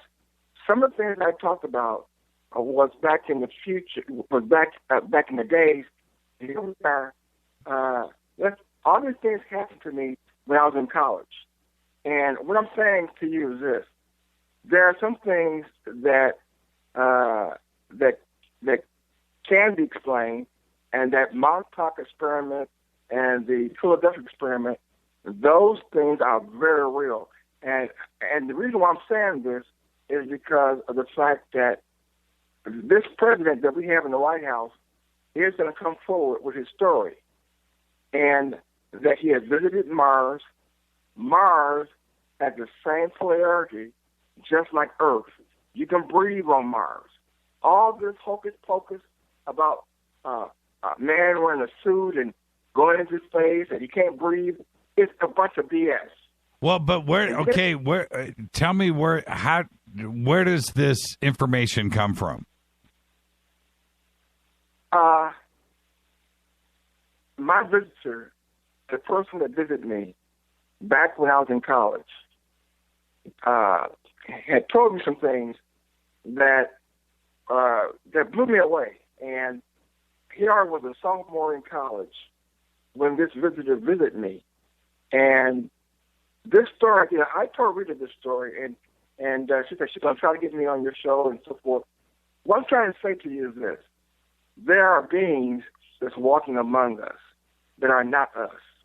I just put it like that. Well, did he tell you? Did he tell you about Barack? Yes. And did he name Barack? Did he name Barack by name? Yes, he says Barack Obama is not of this earth. Okay. And how many years ago? How many years ago was this, Captain? This was, he mentioned. Now I'm gonna say this. This was back in the 70s. I was a sophomore in college. Okay. And he said that we're gonna have a black president, and he was telling me all this. He said we have a black president in the year 2000. He mentioned it in 2009. We're gonna have a black president, and he mentioned the year. That's what made it so crazy. Here was a sophomore in college, and I was blown away by all this information. And he stated that we have a black president in the year 2009. And he also says this president is not of this earth. Wow. And what makes you... Well, hold on, Captain. I have to jump in. I have to interrupt and be rude. What makes you think he got it right about Barack? I mean, he said black president, or did he say Barack Obama by name? I mean, could it have been coincidence that we got a black president and that Barack... No, he mentioned Barack Hussein Obama by name. All right. He said his whole name out. And the thing about it is this president was involved in a project that's called the Pegasus Project. Okay? Now, I would love for you to have Andrew on your show. If you can get a hold of that guy, that'll be perfect, because he'll tell the story. He's been on the show many times. He's been on Coast with me too. He announced his presidency on Coast with me. Right. Well, he'll tell you about Barack. It is all true. Barack Obama is a time traveler. He had been to Mars, and he will tell you Mars is just like Sedona, Arizona. You can breathe on Mars. There's no such thing as a suit that you wear with a helmet on it and you can't breathe. I agree.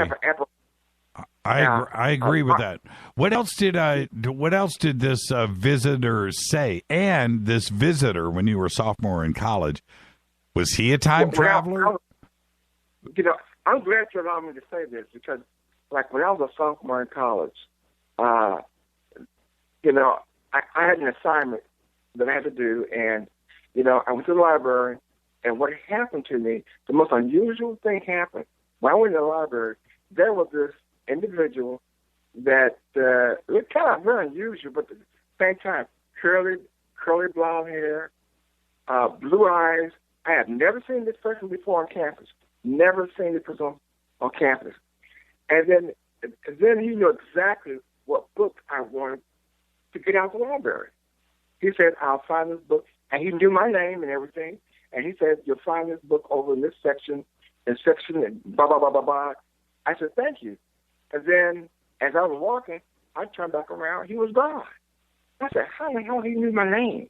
And how did he know what book I wanted to get? Well, it was the 70s, Captain. You know, a lot of stuff went down in the 70s, if you know what I mean. Right. And the thing about that was, I was curious. And I said, how did he know my name? And how did he know what book I wanted to get? He took the exact section to look at. And sure enough, there was the book. I pulled that book out. It was for my research. I pulled that book out. I went to my desk. And when I went to my desk, almost an hour later, I was hearing a voice, says my name. I looked up and looked around. I didn't see anybody. Then my name was said again. I looked up, and there he was, like that same guy who greeted me when I walked into the library. And then he said, I need to talk to you. He said, can we go where a more quiet, quiet area? I said, yeah, sure. We got up. I got up from from that place I was sitting at. And we went to a more private area. But there's still people there. But the seats was only for 2 people. So as I sit down, he sit across from me. And he says to me, this is what he said to me, Jimmy. He says, what I'm about to tell you, you will never talk about it until 30 years later. Then you can reveal your story. That's what I told Rita, Jeff Lynch. I've been on other radio programs, and I told my story. What had happened to me was, here I was, a young man, very young looking, when the whole thing was said and done. When I went home for Thanksgiving, my mother didn't recognize me. I had salt and pepper hair. Keep going. And she asked me, what happened? I couldn't tell her anything. What he told me was this. He said, we've been watching you. And you are the one. You are of many that will be the messengers on this planet. And you've been selected as a messenger. And I have told my story ever since. We talked about this country having 8 black presidents before this particular president became president. See, in our history, people don't know that we had 8 black presidents before we had Barack Hussein Obama. He mentioned that. Then he said, you just mentioned eight other black presidents. What do you mean, before Barack Obama or after? Yes. We had 8 black presidents before Barack Obama. The United States, the term for president was basically 1 year for term for president during the very early 1800s, okay? During that particular time, we had 8 black presidents before Barack Obama. Barack Obama is not the first president. He's the first president that we know of this time frame. But back then, in the 1800s, there were 8 black presidents before Barack Obama. And he mentioned that. He mentioned that to me.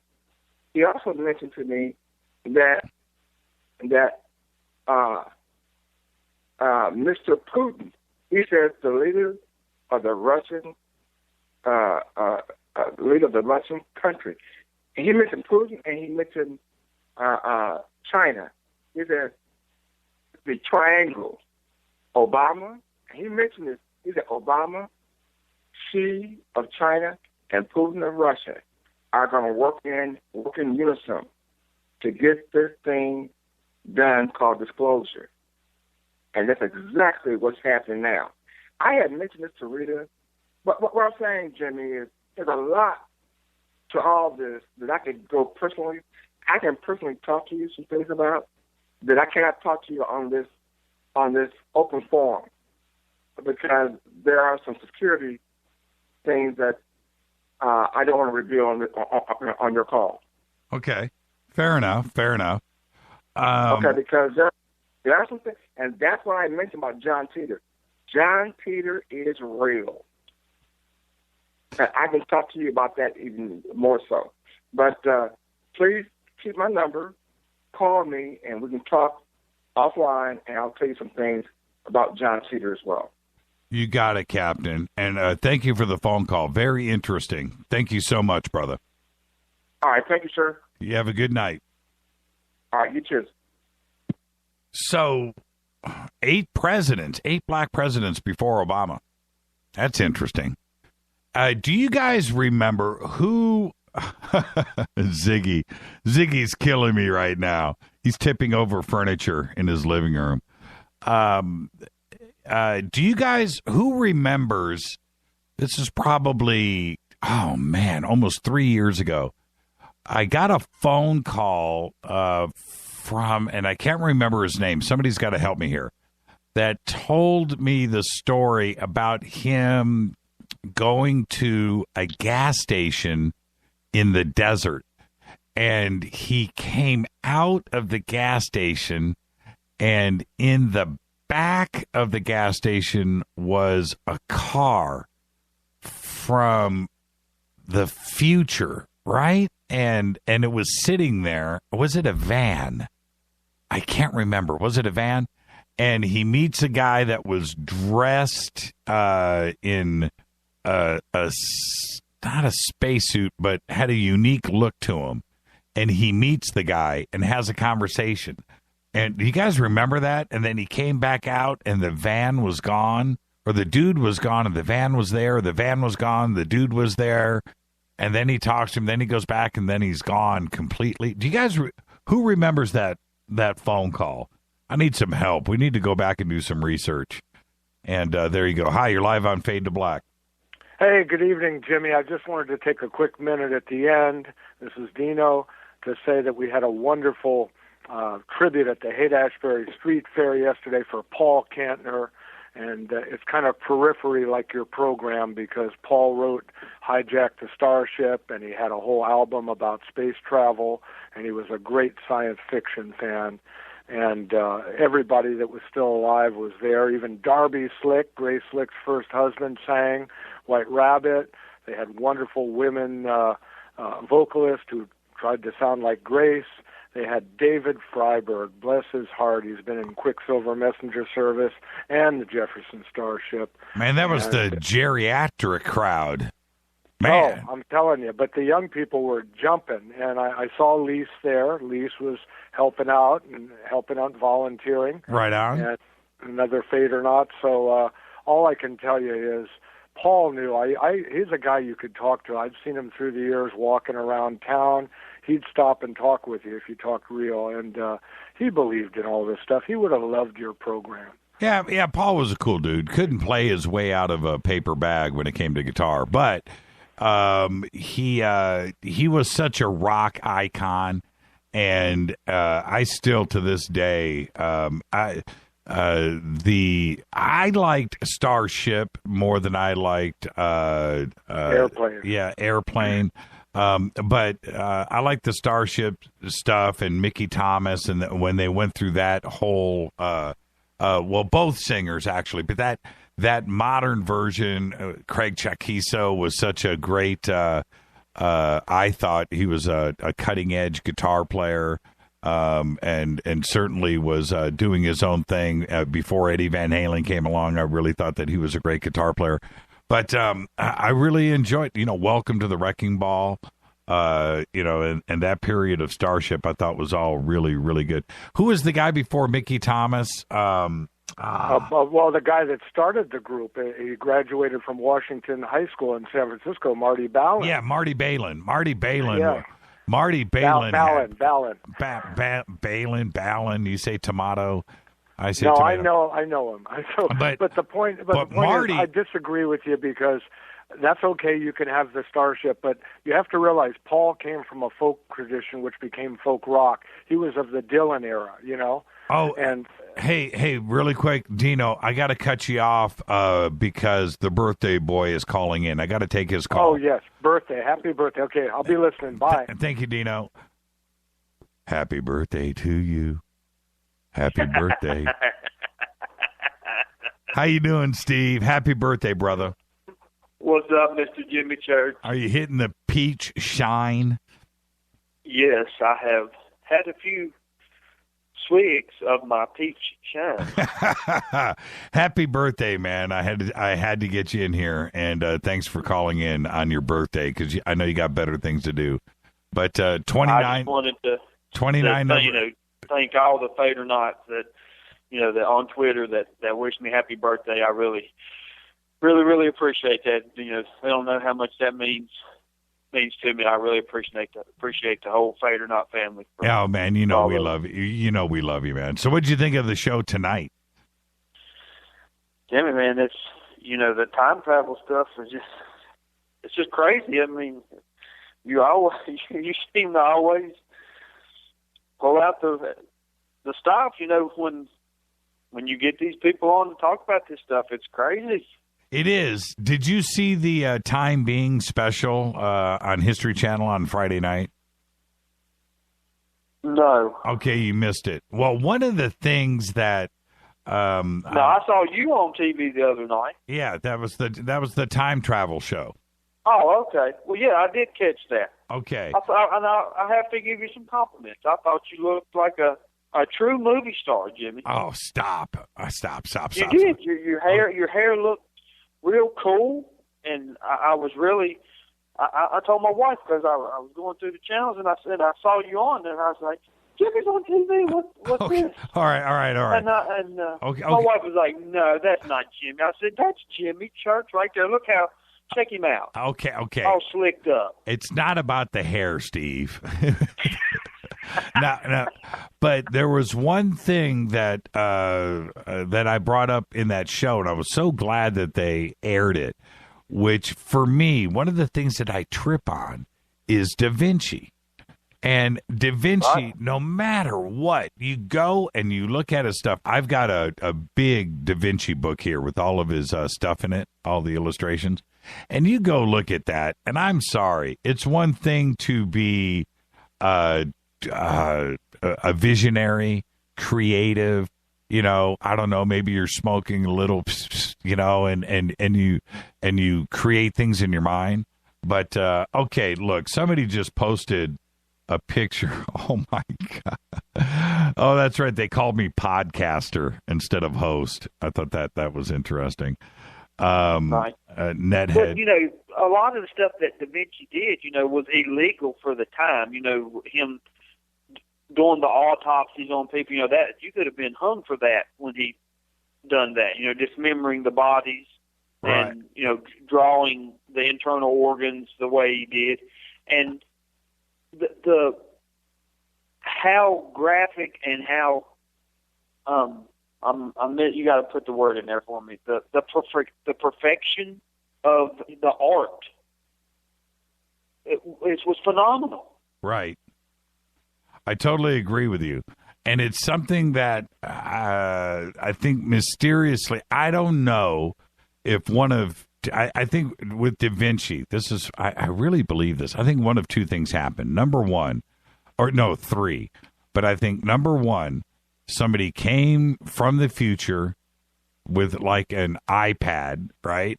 And showed him some pictures and some video, right? Either that happened, or two, he had an out-of-body experience where he went to the future in his mind and saw things and then tried to replicate that.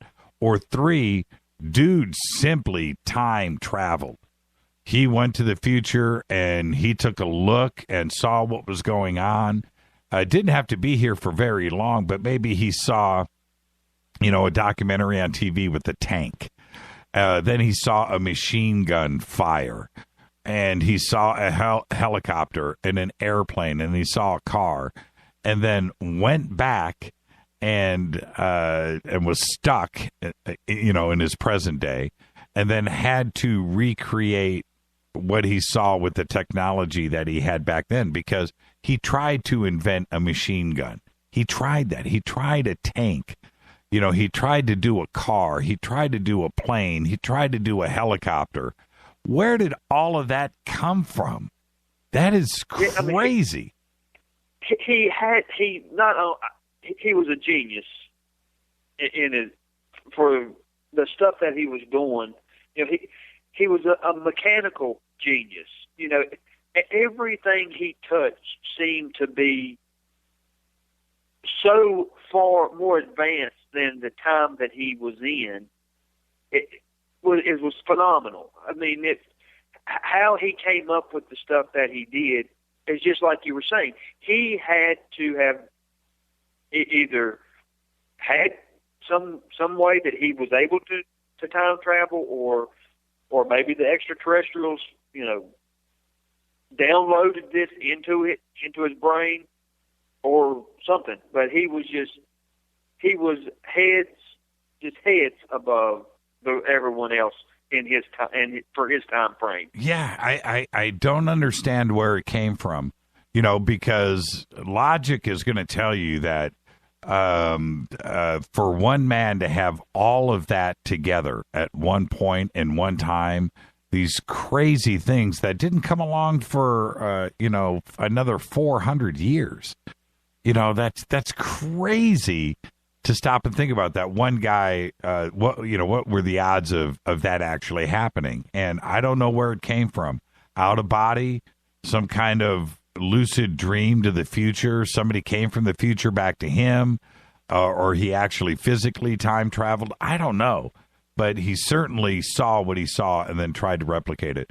Hey, Steve, I got to get out of here, man. It's the end of the show. I just want to say really quick, happy birthday, and go have some fun. Hey, Jim. All right? As always, brother. Thanks for the time. Thank you so much. Bunk Steve. Happy birthday, brother. Thank you, Larry Flaxman. Great conversation tonight. Fade to Black's executive producers, Rita Kamarian. Shows produced by Hilton J. Paul, Mark D. Kovar, LJ3, Renee, Mark Dunbar, Jonas. Thank you, Dennis. Thank you, Bob. Announcers are Steve Harder, Gene Vito, and Mark D. Kovar. Faded by Dale. Webmasters, Drew the Geek. Music, Doug Aldrich. Intro, Space Boy. Fade to Black is produced by KJC Air for the Game Changer Network. Syndication is KGRA The Planet. Thank you, Larry Flaxman.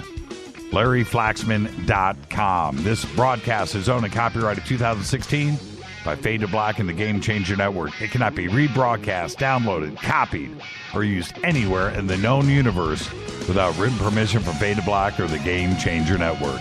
I'm your host, Jimmy Church. You can follow me right now on Twitter at JChurchRadio. I want everybody to be safe.